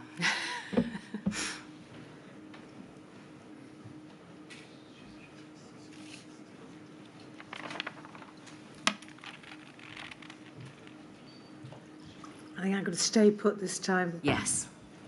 Stay Please. positive.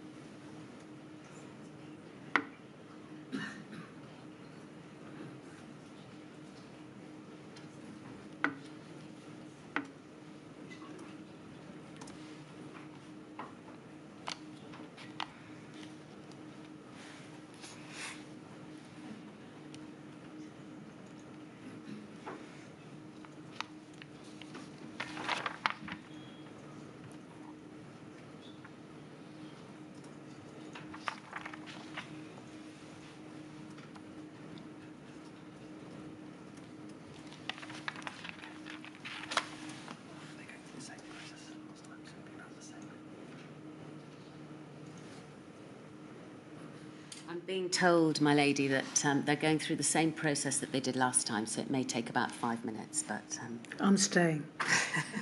I'll stay too.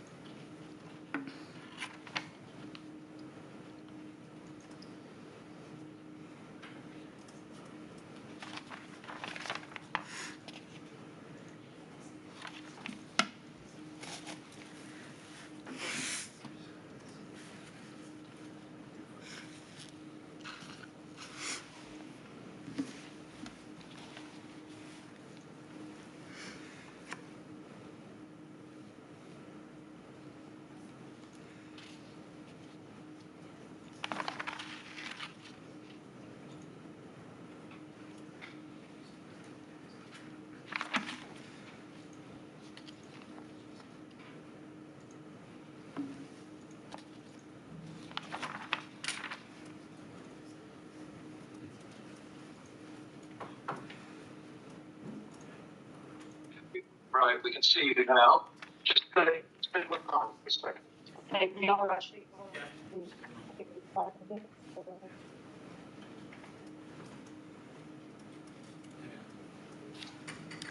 Ms. Freeman, hello. Can you see and hear me again? Can, thank you very much. Thank you. We were discussing how the lessons learned from the exercises fed into your pandemic planning and preparedness, and I was asking you for details of how that took place. Yeah, so if I could give you a couple of examples of that, one of which would be the NHS Scotland Standards for Organisational Resilience, published in 2016. There was guidance issued to our health boards on the back of the lessons learned from those exercises. Of course, Operation Cygnus, or exercise Cygnus, was not specifically focused at the Scottish situation, but we did take their recommendations into account. And in terms of IRIS, there were a number of specific actions that fed through from IRIS, including the Respiratory Protective Equipment Survey, which has been carried out consistently since 2015. And I think, as Ms Lamb indicated, the letter issued to health boards in 2019 asking them to ensure that their plans were updated with respect to the recommendations that had come out of the various exercises. And of course, Health Protection Scotland, which was a precursor to Public Health Scotland, did update its guidance on both SARS and MERS. In addition to which, there were several recommendations from the three exercises, Silver Swan, Cygnus and Iris, which by the time that COVID pandemic arrived had not been implemented, had they? That's correct. So although you don't cover this in any detail in your witness statement, I'm taking what I'm going to put to you now from the witness statement of the former First Minister Nicola Sturgeon. In relation to exercise Silver Swan, still outstanding at the outbreak of COVID was an update to the pandemic guidance for the health and social care aspect of government. And she tells us in her witness statement that officials took the decision not to publish the guidance when the consultation had concluded in 2019, because that may have led to confusion in directing the COVID response. Do you agree with that? Yes, that's correct. Secondly, that there was a recommendation to continue the process of integrating health and social care partnerships into local pandemic planning, but that had not been successfully implemented at the time that COVID hit, had it? It hadn't, although they were part of local resilient partnerships. Third, there was a recommendation to raise awareness of national PPE stockpiles and distribution, and that had not been successfully implemented, had it, by the time that COVID hit? No, it hadn't. And finally, getting more staff at NHS boards fit tested on PPE, which is an issue that Caroline Lamb helped us in relation to earlier today. And again, although that was in the process of being organised, in fact, that hadn't been carried out, had it? It hadn't been completed, no. No.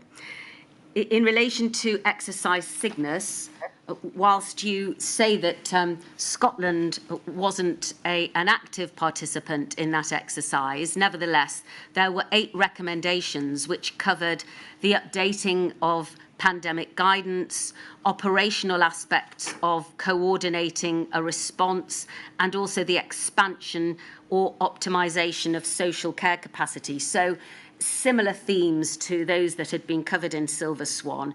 And again, according to paragraph 21 of Ms Sturgeon's statement, those matters had not all been implemented by the time that COVID hit. Do you agree with that? I do. And may we display, please, 103013, which is the report into exercise Iris. This was, as we know, a tabletop exercise conducted in Scotland in March of 2018. And if we can go to page 14, please.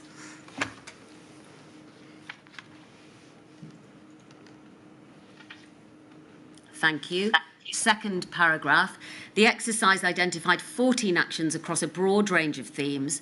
Despite the breadth of discussion, there was no great surprises in the issues identified as priorities. In the event of a large-scale crisis, boards will appreciate strong national coordination and clear guidance. Scottish Government and Health Protection Scotland should endeavour to ensure that relevant guidance is up to date and communicated effectively, and that processes are in place for standing up and accessing national coordination structures, and that these processes are widely agreed and understood. Amongst frontline staff, there is unease at the lack of clarity on PPE availability, training and testing.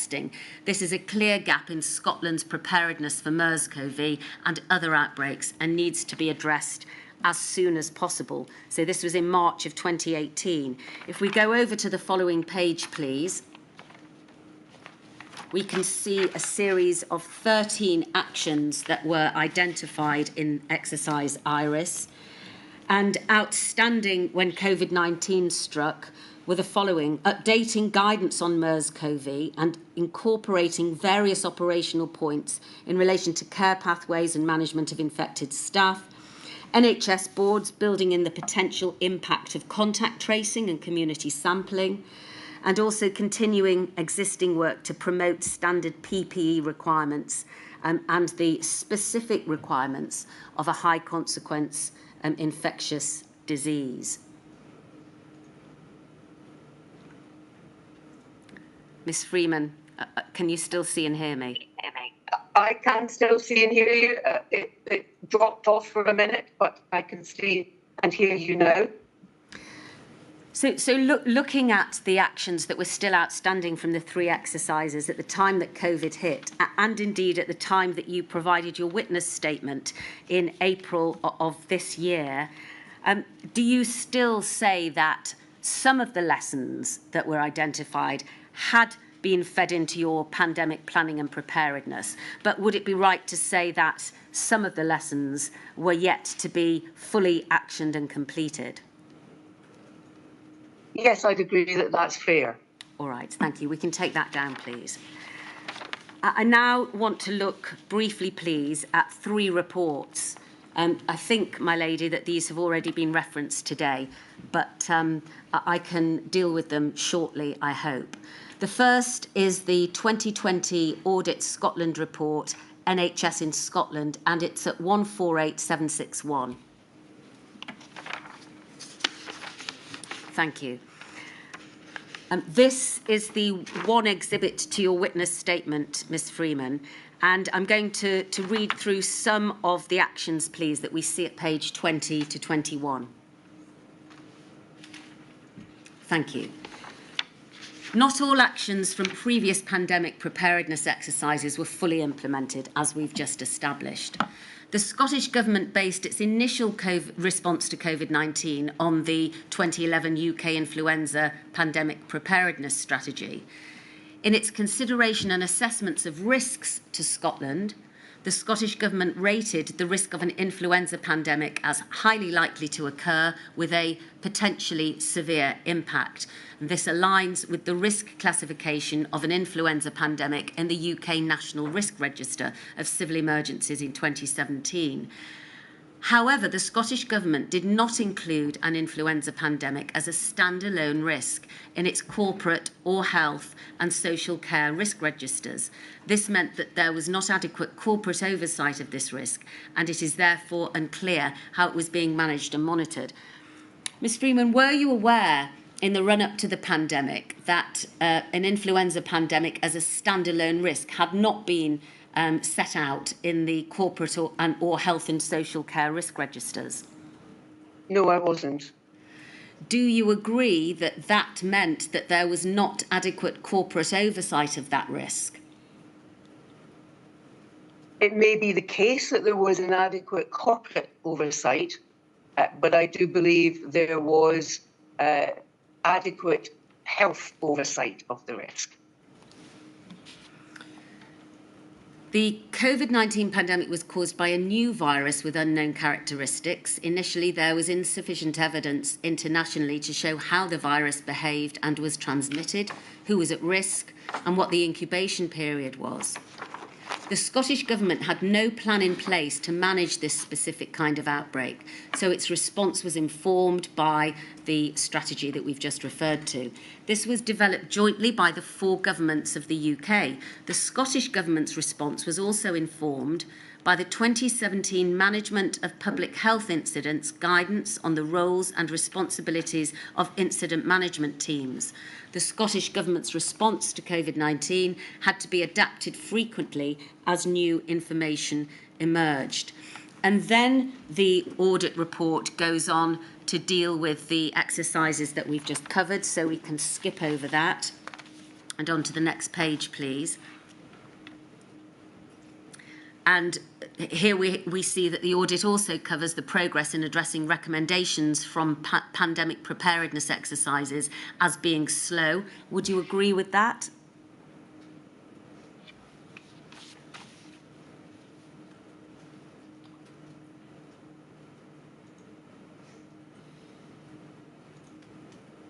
Frozen screen. Yes.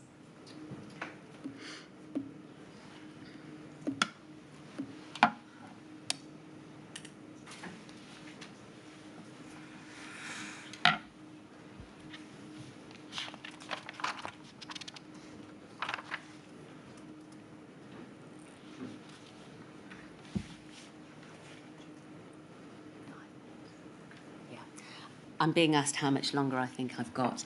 I think I can wrap things up in about 5 minutes. And I think I've given provisional permission Yes. to Ms Mitchell. I think so, yes. Is it one discrete area, Ms Mitchell?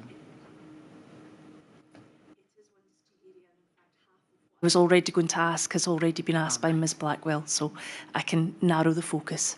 Thank you. Ms Mitchell, I appreciate we all get connection problems on occasion, but is this a networking problem common to Glasgow? I gather she is at a university. I think I'll probably just say no comment, lady.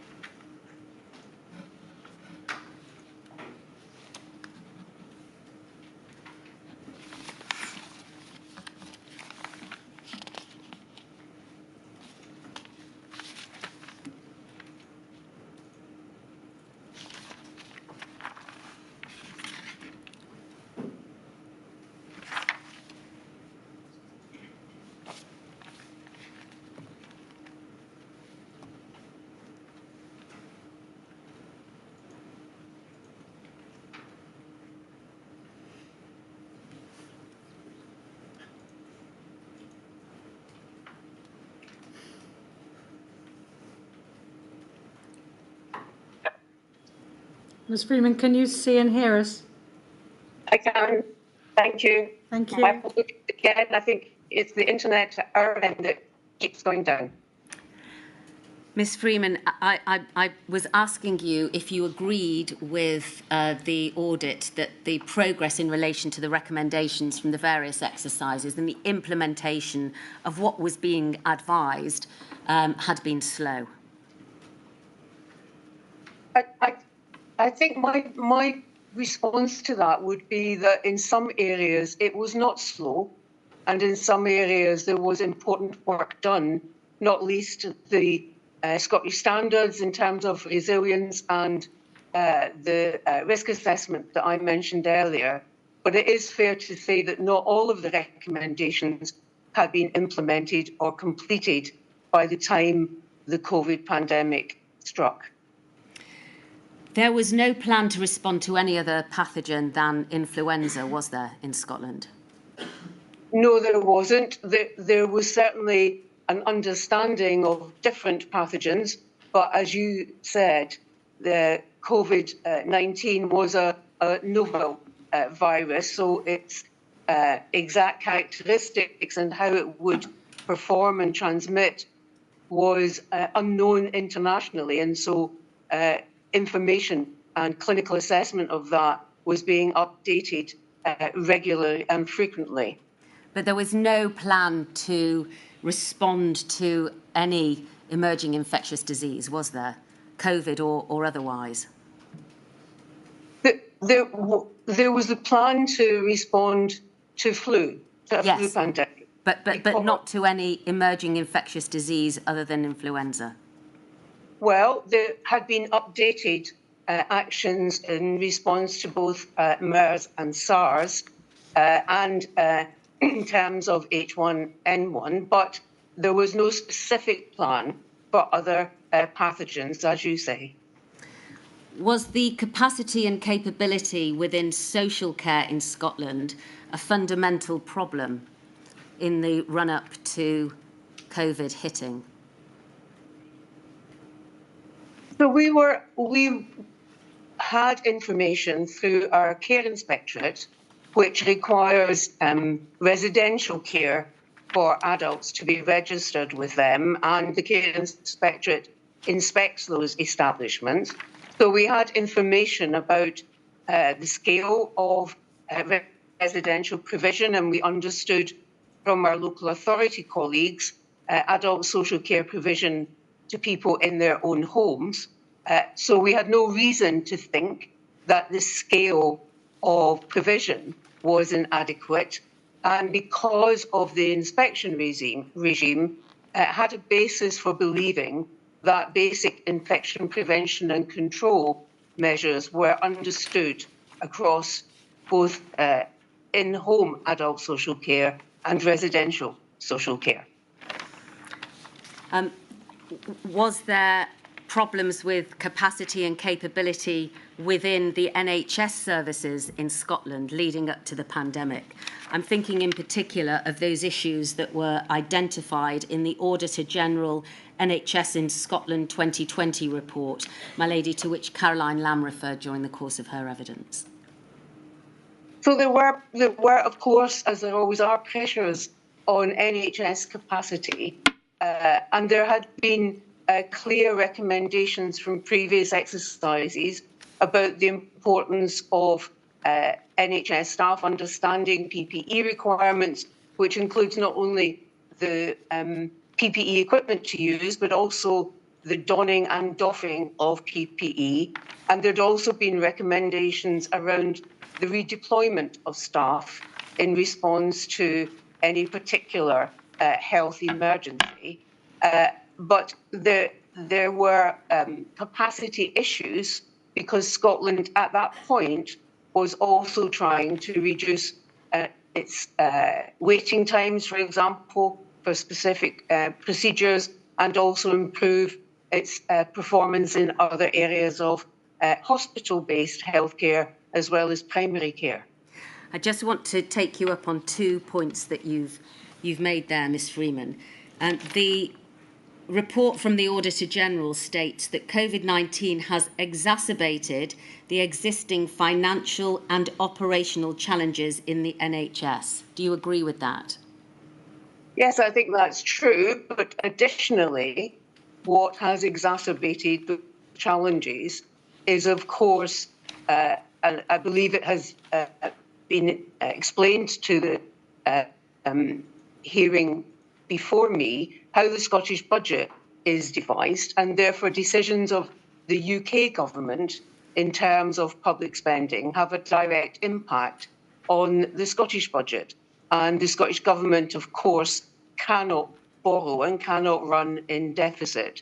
So the impact of the UK government decisions in about the previous 10 years, where they undertook a policy of what has been described as austerity, had a direct impact on the Scottish government budget. Notwithstanding that, the health budget and the budget for social care had increased year on year, but not necessarily increased sufficiently to meet with additional demands, but also with other cost pressures around pharmacy, inflation, and so on. And the second issue is PPE. Why, if the issue of stockpiling, providing and fit testing of PPE had been raised in 3 consecutive exercises, had the Scottish Government not acted upon the recommendations?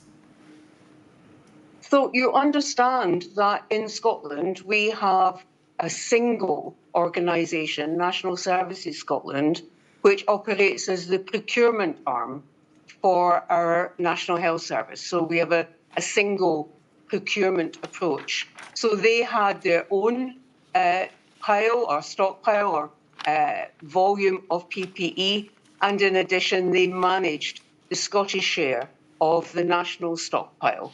Now, I think the key question was whether or not both of those resources were widely understood within health or within social care. And in terms of social care up to the pandemic, the provision of PPE in primary care and in social care was the responsibility of primary care organisations, be they opticians or GP practices, and in social care, whether that was local government in the provision of adult home social care or residential care homes, where the owners of those care homes were responsible themselves for PPE provision. So there was sufficient PPE at the start of the pandemic. Obviously, there were serious challenges throughout that, and although it's fair to say we came close on some occasions, we did not run out of PPE in Scotland. In terms of the fit testing of PPE amongst NHS staff, the recommendation to ensure that that was carried out adequately was raised in 2015. We know from the witness statement of Nicola Sturgeon that at the time that COVID hit, at the end of 2019, beginning of 2020, that had not been dealt with sufficiently. Is that the fault of the government? And if it isn't, where does the fault lie for the failure to implement that recommendation over that period of time? So the responsibility for ensuring that those recommendations are delivered sits with government. There's no question of that. Government and health boards and others were under severe pressures, of course, throughout that period. And it is possible that in the prioritisation of resources and effort, then this did not feature high enough up in those priorities. There were staff who had been fit tested, but that was not of a sufficient number to meet the demands of COVID when it arrived. Lessons hadn't been heeded, plans hadn't been updated, assumptions remained unchallenged, and Scotland was not as prepared as it could have been, was it, Ms Freeman, when COVID hit?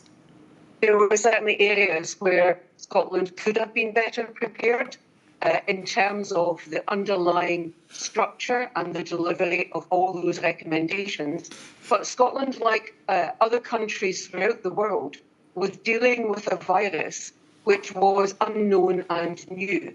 So in that sense, I don't believe there is a plan that would have been possible, that would have been able in and of itself to cope with COVID-19. What we had was an infrastructure, including our resilience infrastructure, which you've heard of, which was the architecture, if you like, that we could rest upon whilst we came to terms, often on a daily basis, with what the impact of COVID meant in terms of health and social care provision.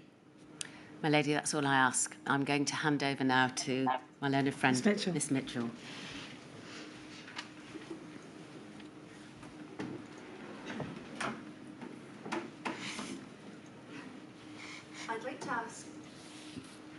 I'd like to ask about one issue, which is about the preparation and preparedness of Scotland in relation to PPE. And my learned friend has just touched on the matter, and you have responded. So there was sufficient PPE at the start of the pandemic. Obviously, there were serious challenges throughout that. And although it's fair to say we came close on some occasions, we did not run out of PPE in Scotland. And I think that's reflected at paragraph 14 also of your inquiry statement. I'd like us, please, to turn to the document for the Auditor General report. That's inquiry 0000148761.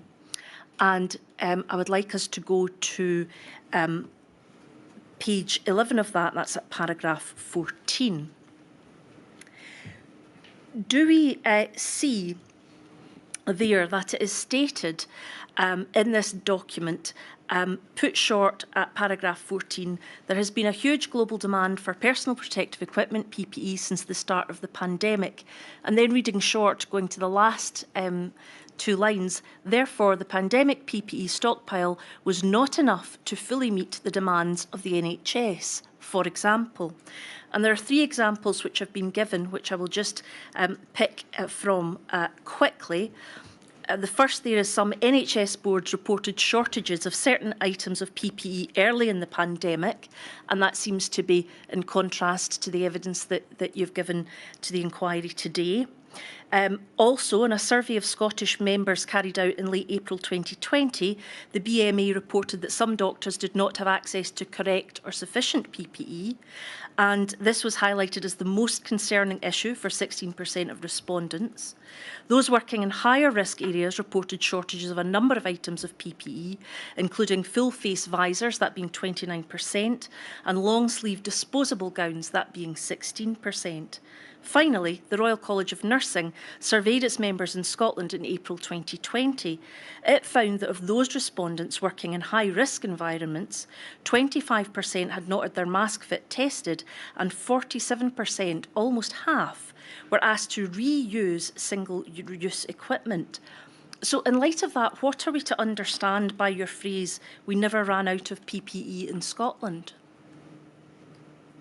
So, in my answer, I need to be clear that I'm not seeking to undermine those surveys at all, or what the members of those organisations told them.